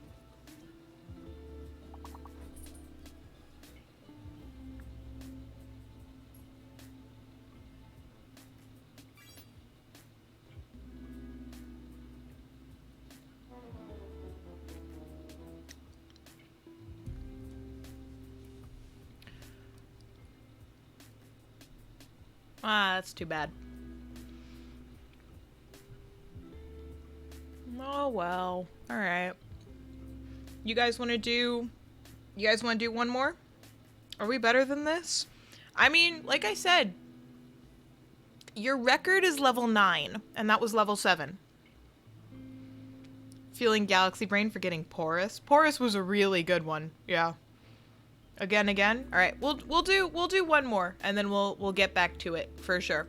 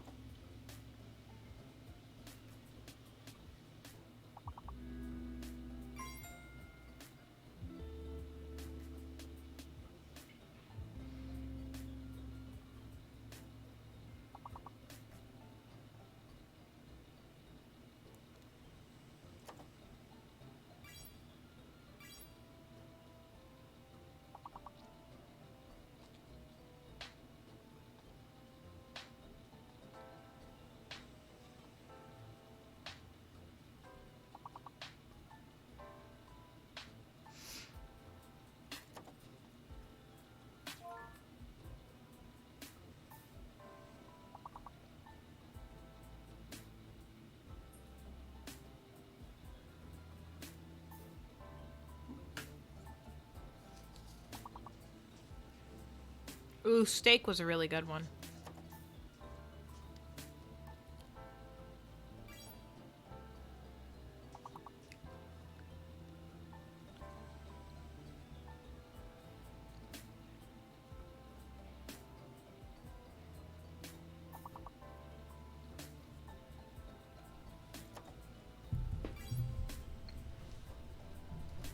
What the heck is teak?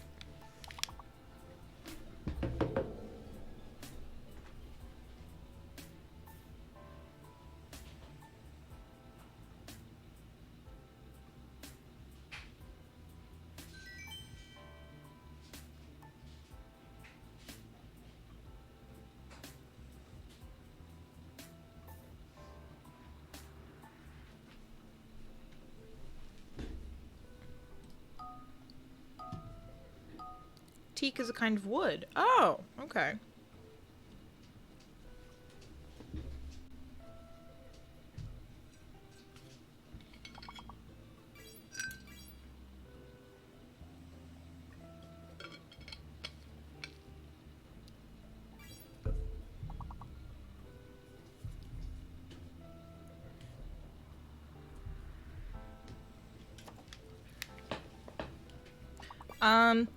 A reminder, don't put in your guess until after your name is unlocked or it won't count. So, Kurt, I saw your guess. That's what I was going to guess. I believe your guess is correct if you want to go ahead and put it in again.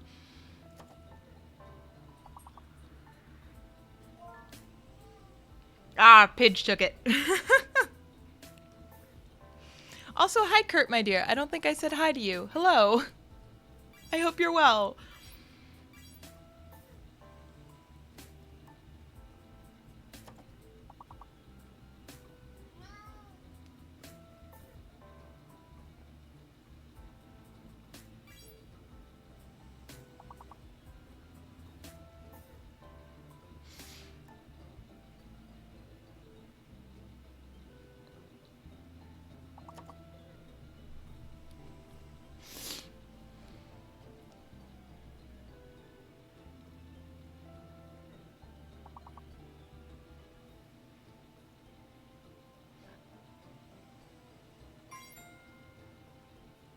Pfeiffer. Now that is a word.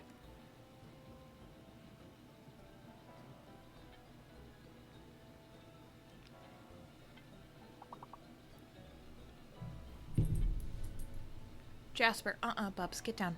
No, get down. Down. No.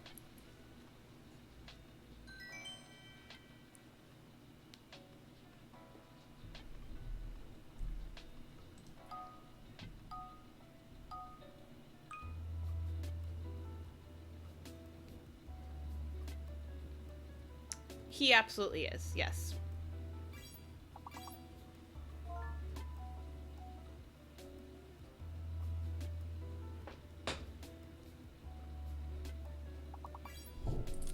Jasper, you can't bump the mic, Bubs. No. Sorry about that, my dears.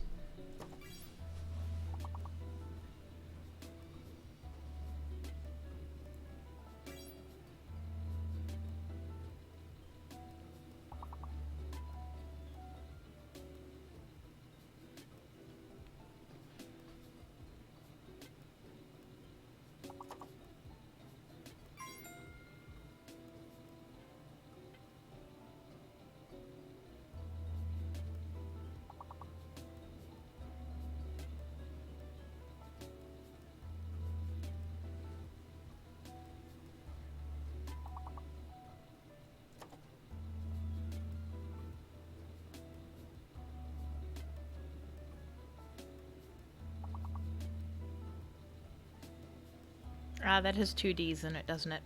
Oh, well.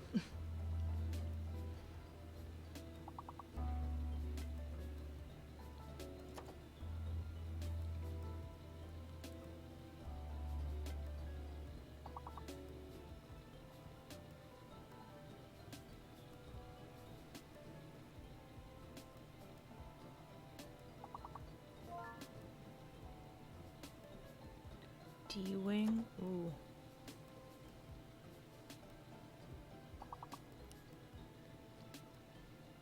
Like a widget? Yeah. Yeah, these 5-lettered ones are not easy. Wedge? No, there was only 1 E.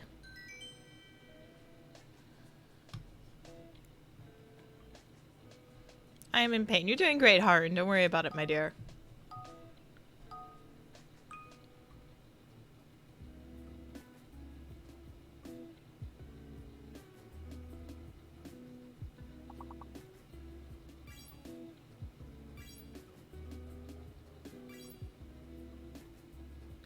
Income. Holy cow, Harun. There you go.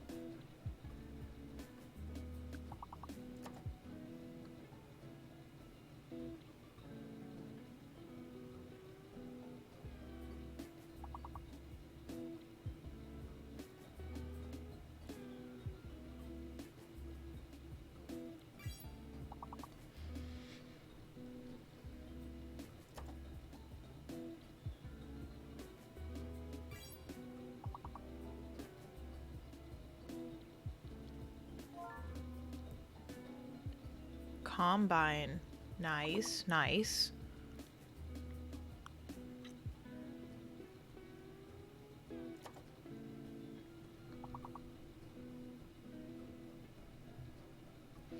Bionicle? No, because Kurt, I was literally thinking the same thing. I was literally thinking the same thing. I counted the letters.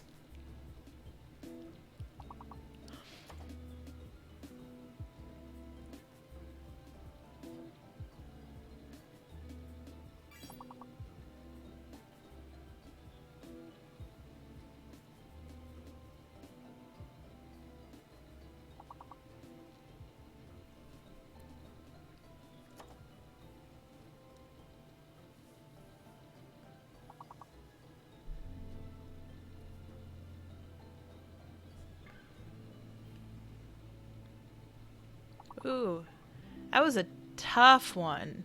That one was tough. All right.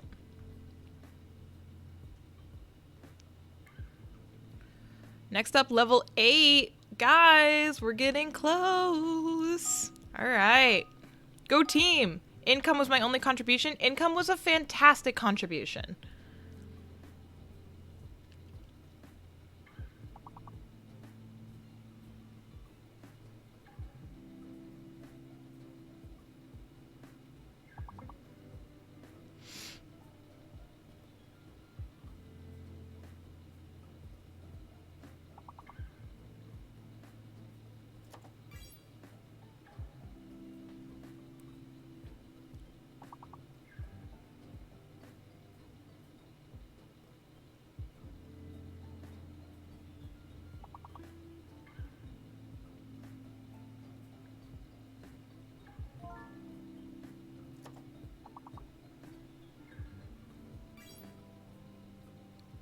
Poison. Spoon. Nice.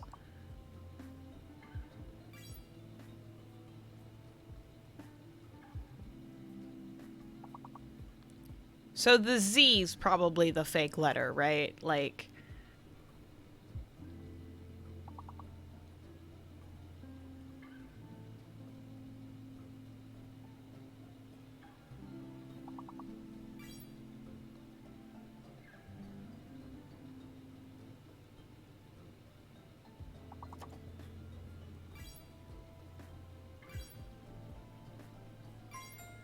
Woo! There we go. There we go. Guys, oh my god. I didn't know if we were gonna make that one. That one was...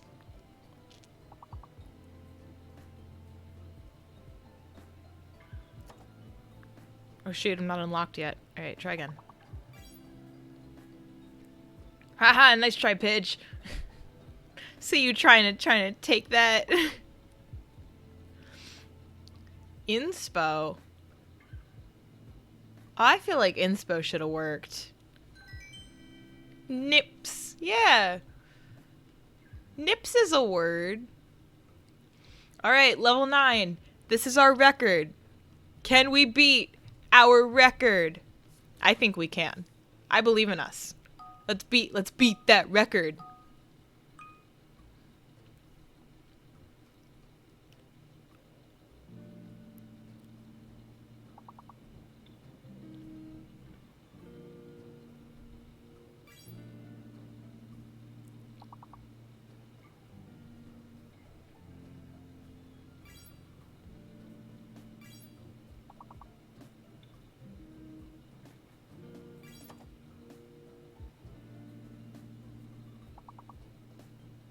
Ford. I think Ford, I think of like the truck.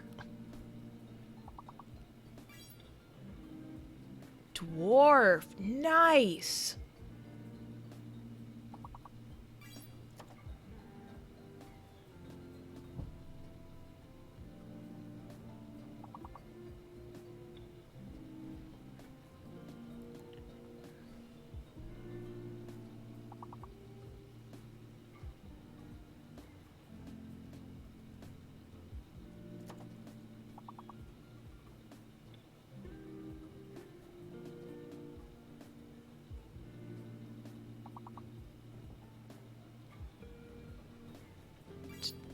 Dang it. Okay. I think the Z is our fake letter then.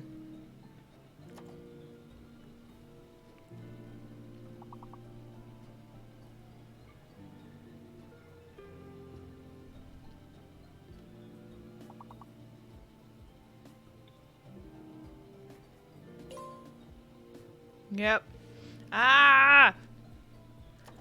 Or just say Ford fared.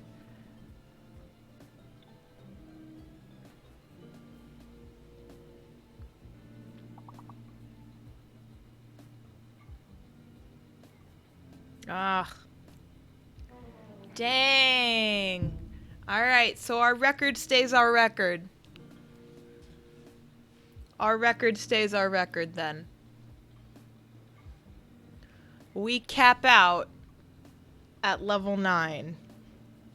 We did good, boys. Nah, y'all did good. Y'all did good. That was tough. I mean, y'all know I was right there with you.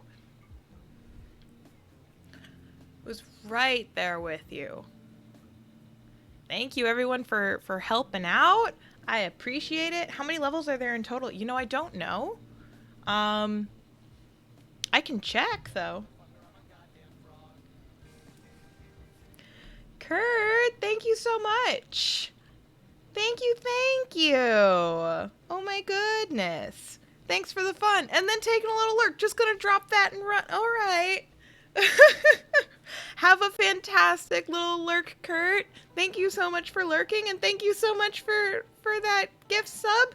Lee, honey, I hope that you enjoy your emotes. Thank you, thank you.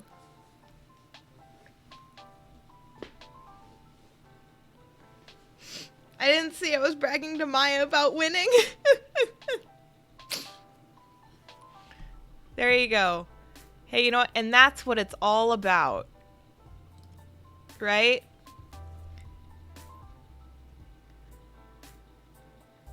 And that's what it's all about. Phenomenal. That's amazing. How many levels are there in total? I will check.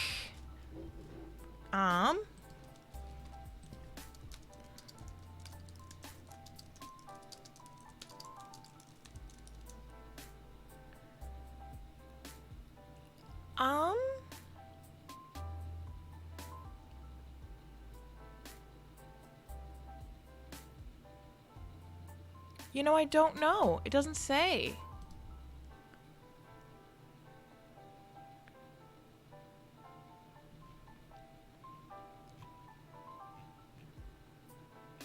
There are, well, one of their examples is at least 12.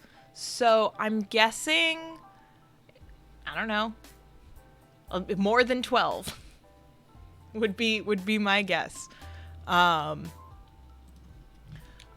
I want to say, for us, there's only 9 apparently. Y'all did great, though. Like, that stuff's tough, man. That stuff's tough. And like I said, I was right there with you guys. I could not think of anything. I could not think of a dang thing.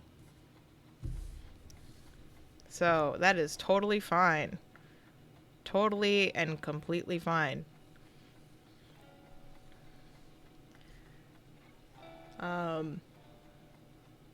And yeah, you know what? I knew we'd get there eventually. First thing that came to my mind was income because I haven't. That was a phenomenal guess. That was a phenomenal guess. That came out really, really well. Yeah. There was a lot of good ones. Lee coming in with porous too. That's another one that I saw. That was super clutch. Sure, there were more moments that I missed while I was eating some quick food. And I'll get some more food after we finish up stream. But that's not going to be for a little bit.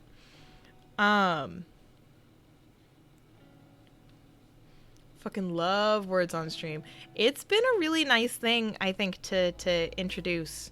And it does give me a second, like, you know, I was starting to get a little bit of a headache from all the detail work.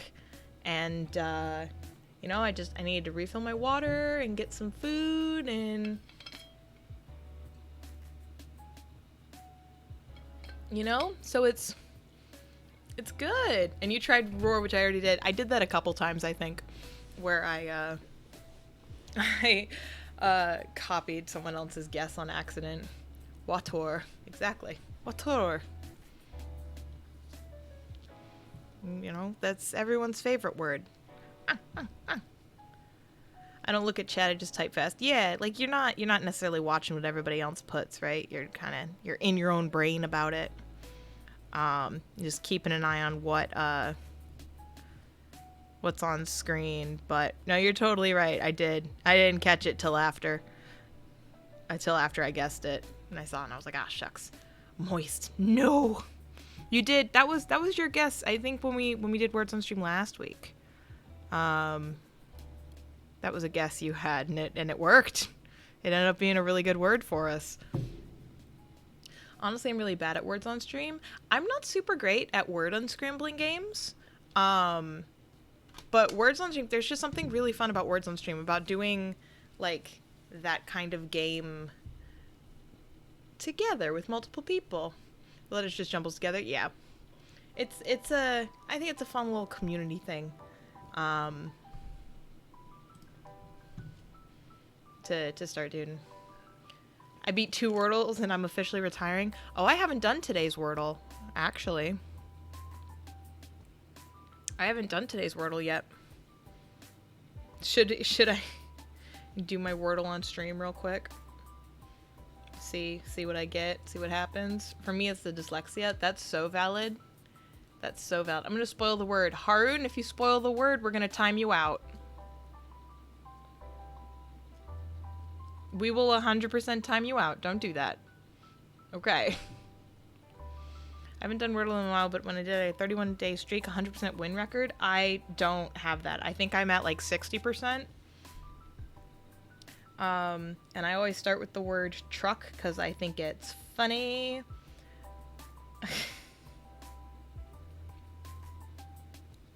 Alright. Truck.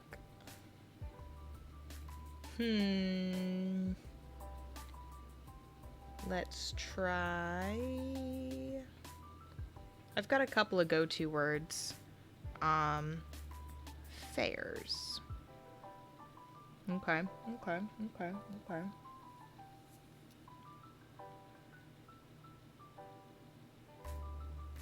Raised.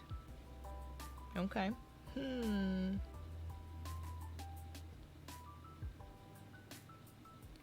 I start with alien. Wordles are kind of easy. I start with alien. I start with Stein. Stein's a good one. That's a good starting word. That's a very good starting word. I've got my Wordle on dark mode, so y'all can't see shit. Ta-da! Don't look at all my Discord notifications.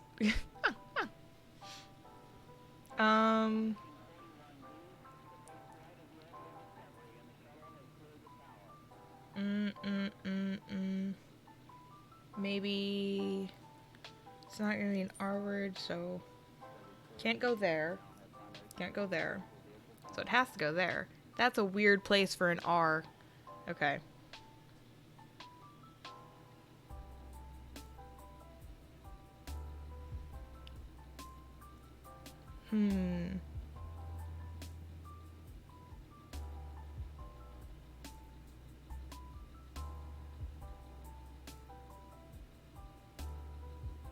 I don't know. That's a toughie.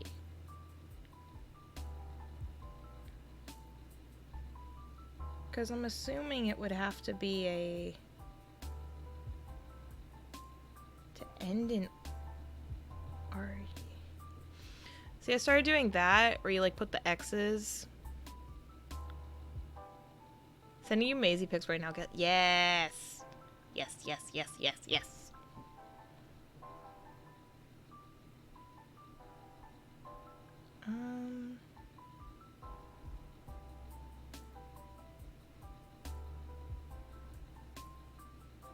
I didn't even know that was a word.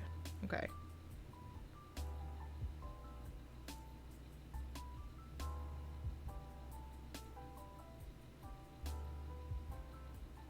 I'm on my last word, and I don't think I'm gonna get it.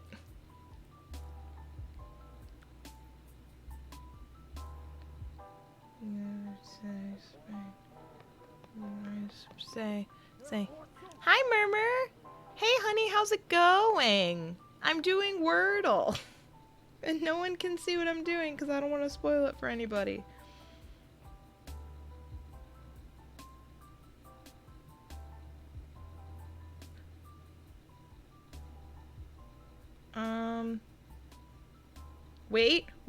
Wait. Haha, I got it. Final word, I got it. Alright, we good. I have a 59% win rate. My current streak is 1. My max streak is 3. I told her to say hi to Gil, and she rolled over for a belly rub. Oh, my sweet baby.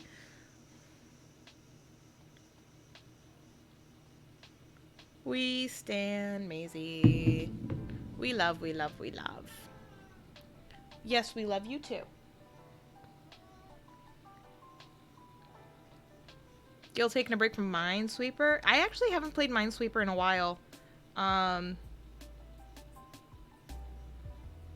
don't know what my new puzzle game's gonna be, but I haven't played Minesweeper in a while.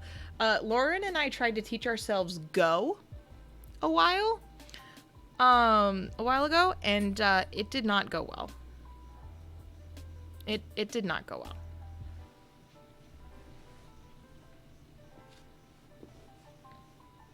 I will do Wordle now. Okay, go do Wordle. Fake fan. Am not.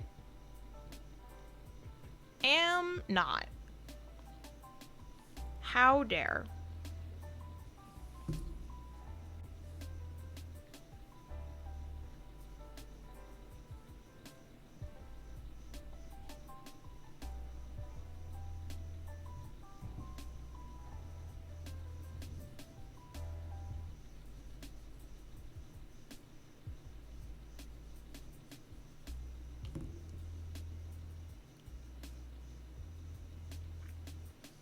We got this last section of moons, and then we get to start transferring over another part of the pattern. Me realizing Borat is a 5-letter word. Yeah, that's the thing about Wordle, right? There are so many 5-letter words. Apparently, there's a site that does knockoff Wordle, and it goes up to like 11 letters. I could not. I just straight up could not. Like, it's going to end up being a word like cacophony. And I'm just not going to be able to do it. I was watching a streamer try it out, and the chat was so smart. Oh my lord. Could have sworn. Oh, that's not the answer to today's Wordle. Borat's not the answer. Maisie's laying on her side and looking at me and wagging her tail. Sweet baby. Sweet baby, we stay on. We stay on. The sweetheart.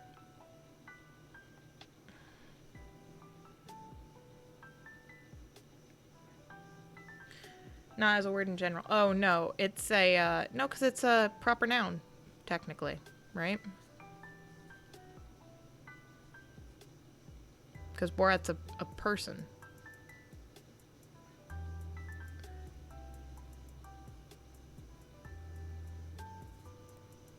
She's not looking out the window because it's raining and she hears it. Oh, you guys are getting rain? Lucky. It snowed here again. It rained last night and it turned into snow. So, and we had just had like a couple of really nice days. But that's okay. I keep saying like I'm really excited that it's spring now. Like, because it feels like spring. And people are like, yeah, but it's going to snow. Like, you live in the Midwest, it's going to snow again. Like, as if it can't snow in spring.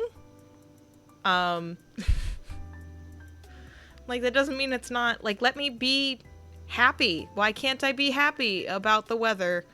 I don't understand. People are just being grumps.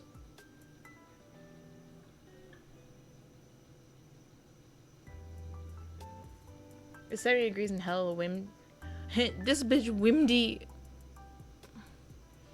It's 70 degrees and hell windy. So too dang hot. That's very hot. Yeah, no thanks. It's been a while since I've done Wordle. I'm a little rusty. I go to America. Yes, come here. We'll take you. I don't know if you'd want to be, but we'll take you. Oh. Do, do, do. Do, do, do, do. It's too fucking windy.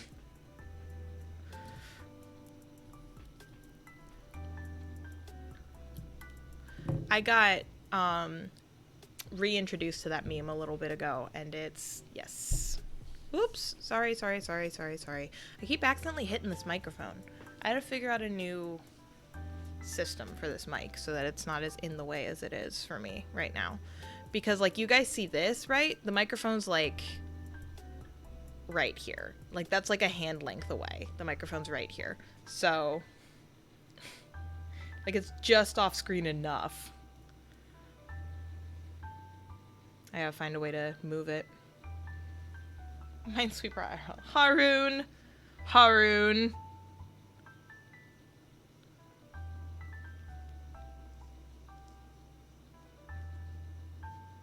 BRB must help with groceries. Okay. I really need to learn how to play Minesweeper properly because I was good at the MSN version of it. Oh, it is? Yes. Yes, Pidge, you should. I would love... Yes. In which you actually need to find the mines to win. Yeah, I mean, you can still do it that way. If you just type into Google Minesweeper, then you can play it right in your browser.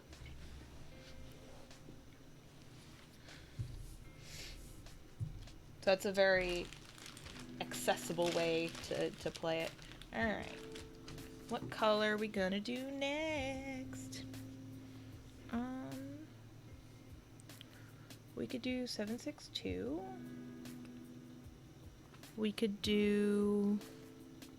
Got a lot of combo colors here. 160. Or... that. Or we could just... Let's go in and do the blacks, actually. Because... then that's a good context place. When we go and play chess, like on stream... I could do a chess stream. It's not really my vibe, but if we wanted to do like a variety stream and I could do chess, I can see myself doing that, yeah. Got my blouses. Oh my gosh, you actually made it? Pidge, I love. Pidge, I love. Chess is lit. I think I'm pretty decent, but I'm gonna get severely judged putting my chess on the internet. Because I am not very good. Like, I'm decent, I think. I'm certainly decent, but... you know, chess gets competitive, man. I've seen Queen's Gambit.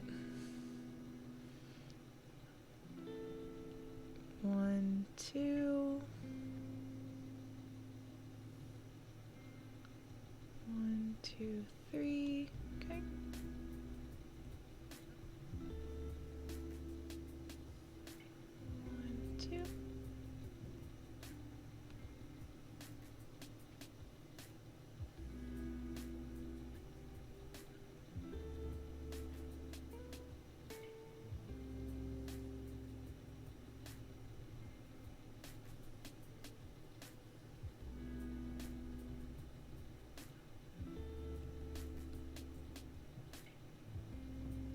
Alright.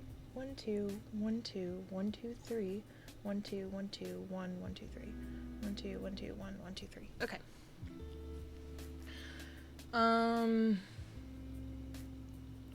Dutch? Okay, yeah, 2 more to go. Oh, I don't know any of that. I just kind of guess. I used to enjoy playing chess when I was younger. Yeah. Yeah, I don't know the names of any of the openings. I just kind of play. I know how to castle. That's about as advanced as my chess knowledge goes. If that's any indication. 1, 2, 3. 1, 2, yep.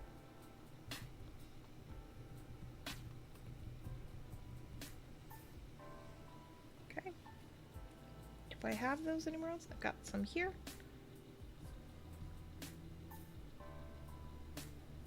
Just gonna color these in a little bit darker.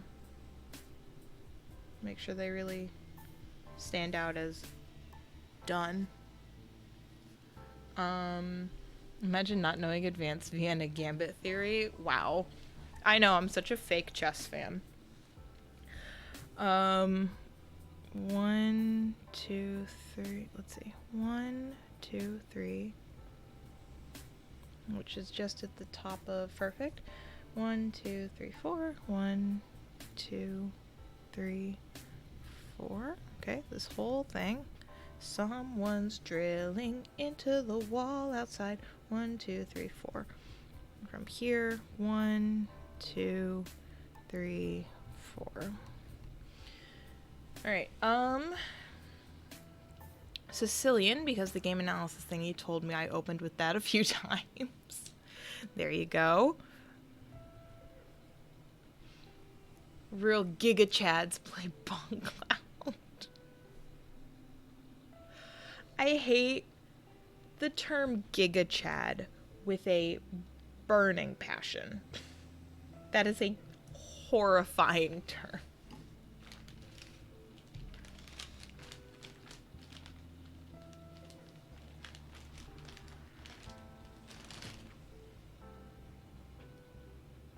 Here we go.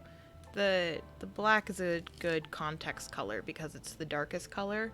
So it's Mega Chat is Mega Chat is better. I don't know, something about Giga Chat, it rolls off the tongue too easily. It makes me uncomfortable.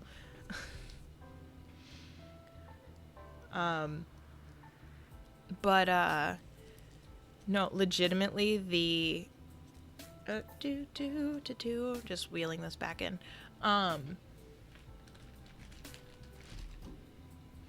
No, black is a good context color. It's easy to spot and then build out from.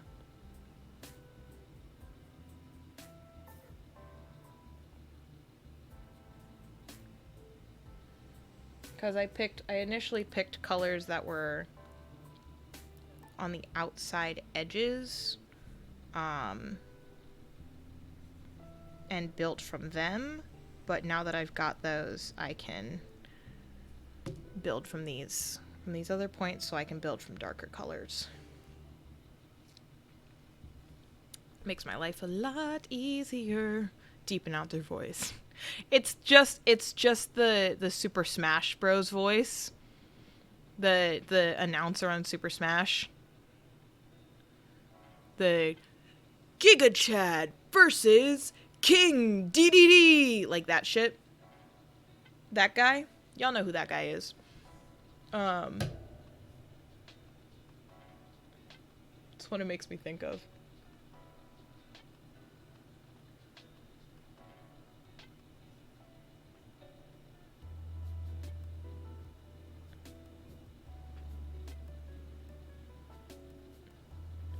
Okay, good.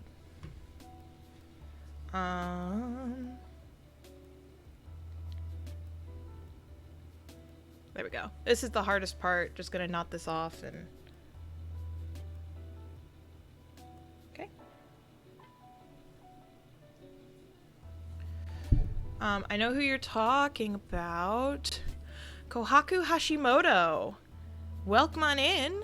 Thank you so much for the follow. I'm glad that you are enjoying the stream. Welcome, welcome. I know who you're talking about, Joker from Persona 5. Exactly. On my way to play the background Tiara Gambit, knowing none of the theory of it, I believe in you. I believe in you. Hi! Welcome, welcome. Welcome on in, my dear. I hope that you're having an absolutely splendid, fantastic day. Once again, thank you so much for that follow. I really appreciate it.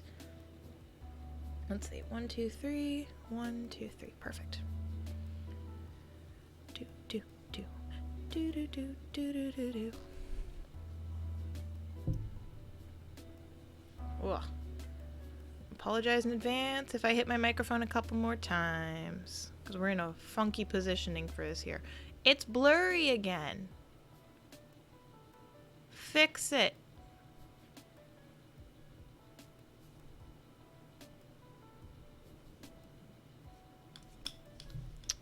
Goodness gracious.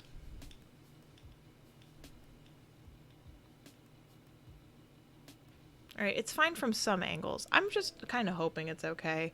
I think I've mentioned this before. I need a new prescription on my glasses. Because a lot of stuff has just been looking blurry to me recently. So I think I just need a new prescription on my glasses. But I don't want to get new frames. So that's a whole thing. I think I'll wait till after I graduate. Do you ever overextend in attacking a bishop? You end up ruining your king side permanently and causing massive problems in the endgame, leading to your inevitable doom. Understandable. No, I don't, because I oftentimes overextend my bishops on purpose to take out the I think they're called rooks, whatever the towers are, because it makes me feel powerful.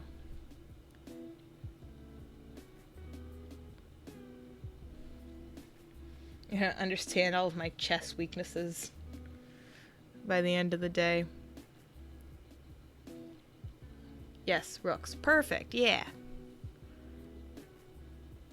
See, I grew up with all of the pieces, like, I grew up with, like, a kit that wasn't, like, symbolic. It had, like, actual fantasy people on it. And so the fantasy people, like, it actually looked like a king and a queen, and, like, the pawns were, like, little soldiers and all that stuff. That's what I grew up with. Only memorize the ways a chess piece can move. Yeah, that's valid. It's bishop, it's rook, knight, bishop, queen, king, bishop, knight, rook, I believe. And then the pawns are the guys in the front. I play chess with my coworkers pretty often because we've got a chess set at my work. So I play against my coworkers quite a bit. So I've had some practice. The knight's a lot like me. Whenever he moves, it results in an L. Oh dear. Oh dear.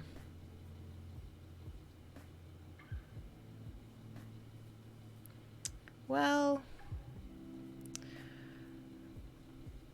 I don't know how to respond to that. I'm sorry, Harun. It's just you're doing great, my dear. You're doing fantastic. I think I just combined phenomenal and fantastic. So yeah, fantastic. You're doing great. Don't even worry about it.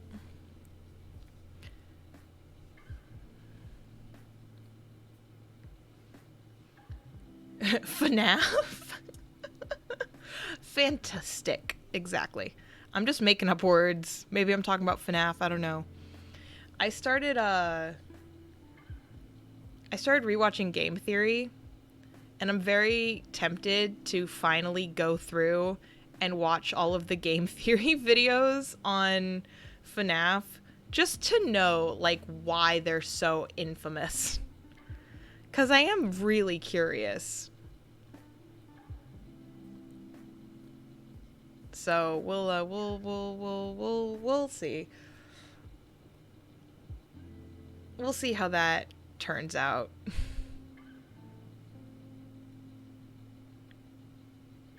Come on. There we go. Couldn't get it for a second. 5 nights at Frederick's. Exactly. But Frederick's not the guy. The guy's name is like Mike, isn't it? And he's like a serial killer. Isn't that the whole thing? LOL. I just watched the Minecraft episode. You did? Wait, what the heck? Murmur, what did you do?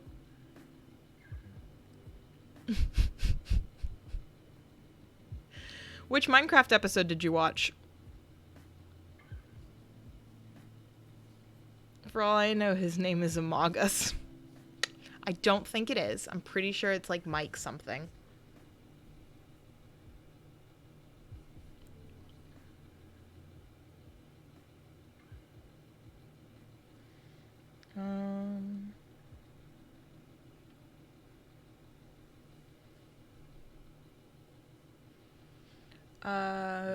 I don't know why my words are backwards. Wait, do you actually... You're not, like, memeing, hun? I don't know how to fix that, my dear. I think you need to sort that out if you're not memeing. So...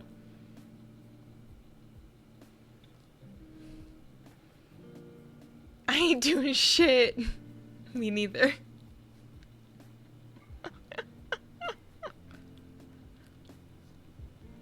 I don't know how to help you, hun.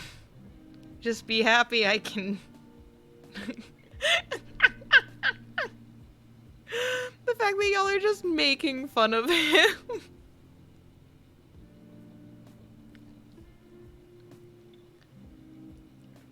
Isn't help.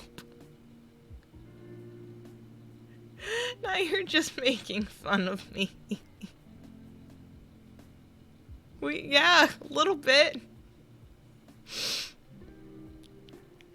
A little bit.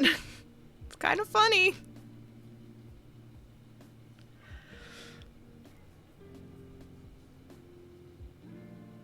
I'm a little impressed by my ability to read backwards, though. Didn't know I had that skill, so that's cool. You tried pushing the insert button? It's fixes? Yes, it's fixed.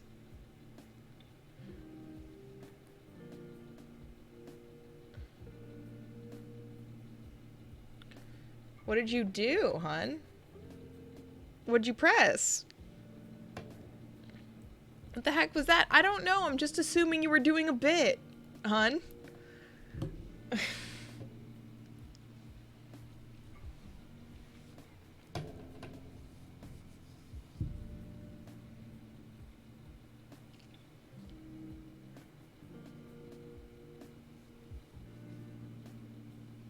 I changed tabs and it sorted itself out. Hey, whatever works.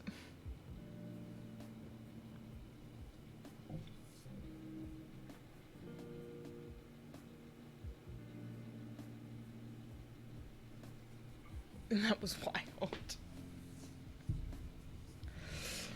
I'm so proud that I have a community that when one of us is in crisis, everyone else will just make fun of them. That's super appropriate. You guys are so loving and supporting.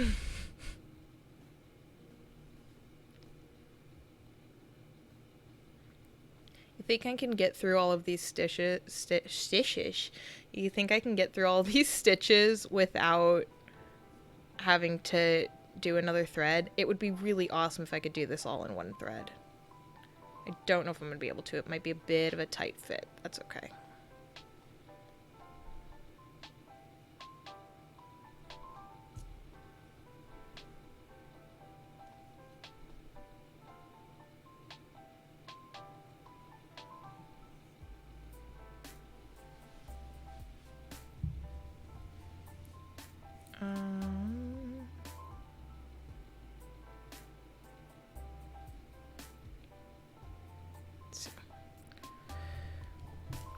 Just it. Okay, cool.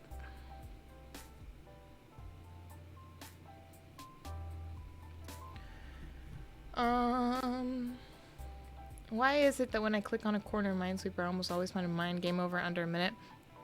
Pidge, honey, because you're not supposed to start in the corners. Click like right smack dab in the middle. It's the best starting spot.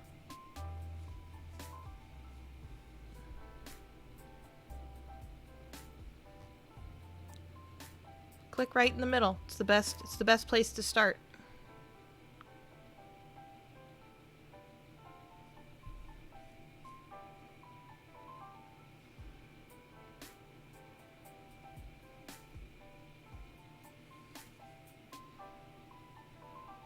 Help, I am being held hostage in this white van. Near Seneca. I can't help you, my dear. There are starting click strats? Are there? I didn't know that. Yeah, start in the middle. Do you guys want me to do a Minesweeper tutorial? Do you guys want a Minesweeper tutorial? Oh god, okay. Yes, okay. Let me finish this, and then we'll do a quick Minesweeper tutorial. Teach y'all how to play Minesweeper.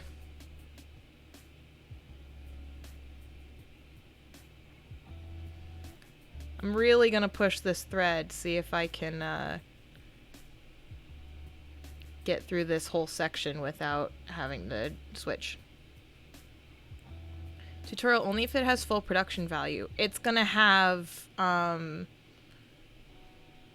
in early 2000s instructional DVD, with the graphics and there's a rainbow and a star at some point for no reason. That you're talking about? Yeah, let me go ahead and finish this. We'll do, yes, we'll do a Minesweeper instructional.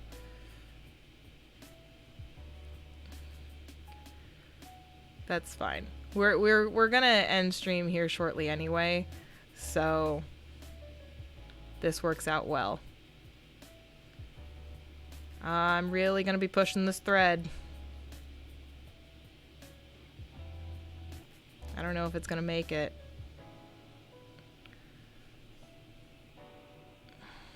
Nope. Ah, shucks. All right. Well, I'll deal with that later. The entire tutorial is written in Word while Smash Mouth is playing. Something like that, right? Something like that. All right. Let me go ahead and open up a game of Minesweeper.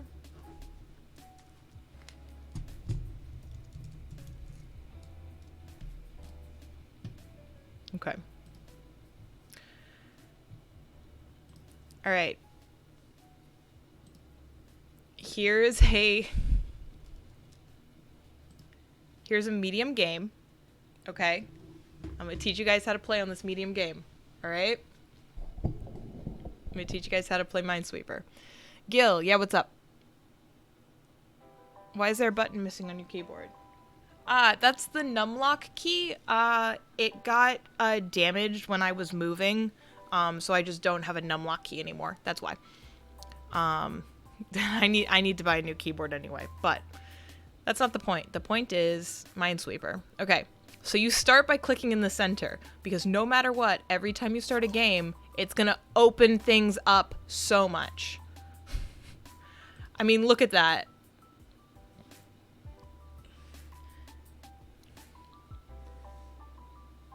At least it's a key that's pretty useless. Yeah, and like I always have it on anyway, so. Yeah, you start in the middle, it opens everything up, okay? Now, 1 means there's only 1 mine here in this area. So we're looking at all of the squares around this 1. There's only 1 square that we don't know yet. That's a mine. And because that mine is there, there can't be another mine within this one, so we're going to click that. Okay? When there's a 2, we've got 1 there, we've got another 1 there. But that also covers this one, which means these 3 are safe. It also covers this one, which means these 3 are safe. Okay? Now this one only is half, so this one's going to need 1 there. And because we have a 3 here, that's going to need 1 there, which covers this too, which means that one's safe. This is going to cover that. And then you just go through and you do it just like that. Well,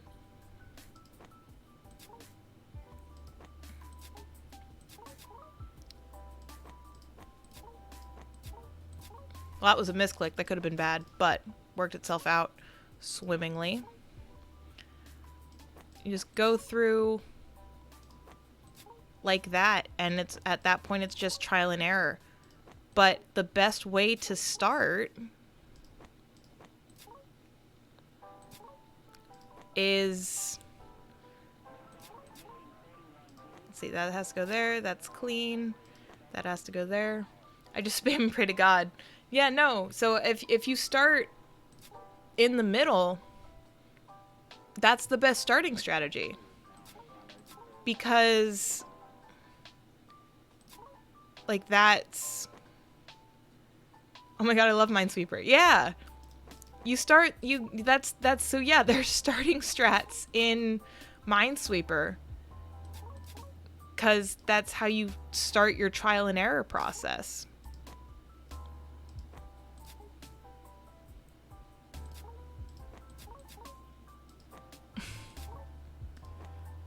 It's so funny.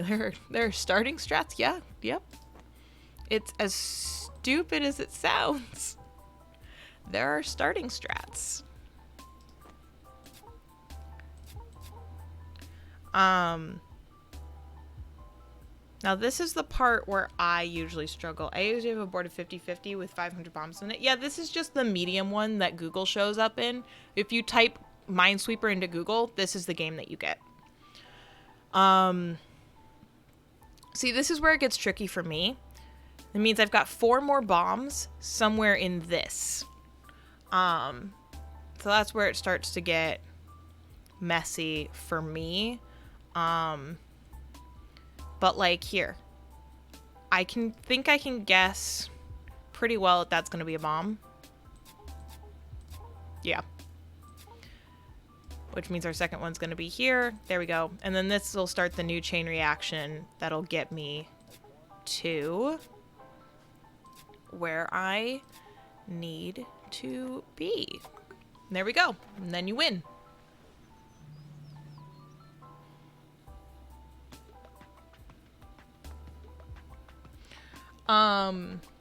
See, the MSN version was the opposite of this. You need to find the mines, then click on them to win points and beat the person you were playing with. Ah, nope. This one, you just flag them so you don't click on them. But yeah, so start in the middle every time. Start in the middle, it opens up. Okay, I'm gonna automatically. I'm gonna show you guys again. Click in the middle, open things up. Come on, give me a bomb. There we go.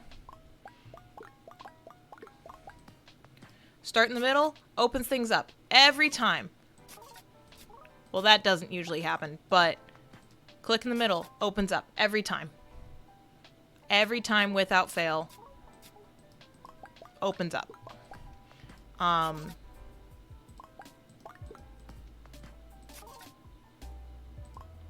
So, yep, that's your best starting strat, is because that'll kick off the chain reaction that helps you solve the rest of it.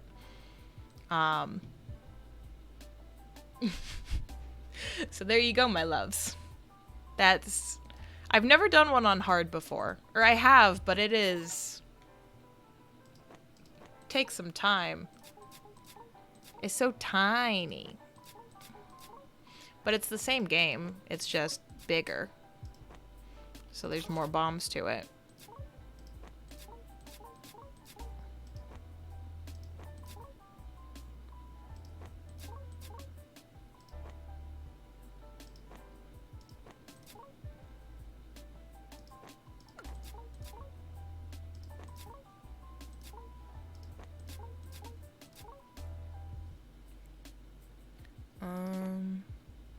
Yeah. I have the old Windows version on my phone. It's great. I remember that version. No, I taught myself to play Minesweeper just recently on a whim, maybe a couple months ago. It was just something to help keep me occupied. It's just a good thing to play. I play it a lot while I'm like watching YouTube videos, just because it keeps like the other half of my mind busy while I'm like doing other stuff, because I need to be doing multiple things at once, otherwise I can't focus.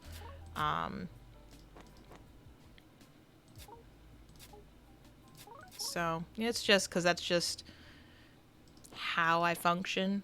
So that's just kind of what has worked for me.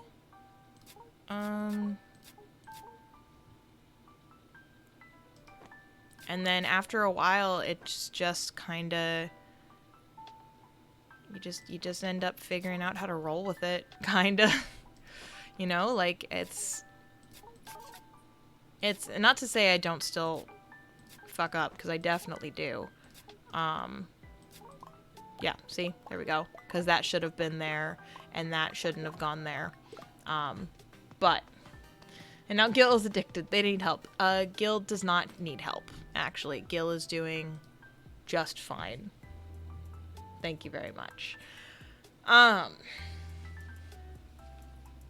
But yeah, so let's take a look at what we got done today. So here's the piece as it's coming along. Here's the parts that we did today. You know, we went through, we did this, we did the black part. So it's looking pretty good. It's starting to come along. You can see where the tail's starting to form here.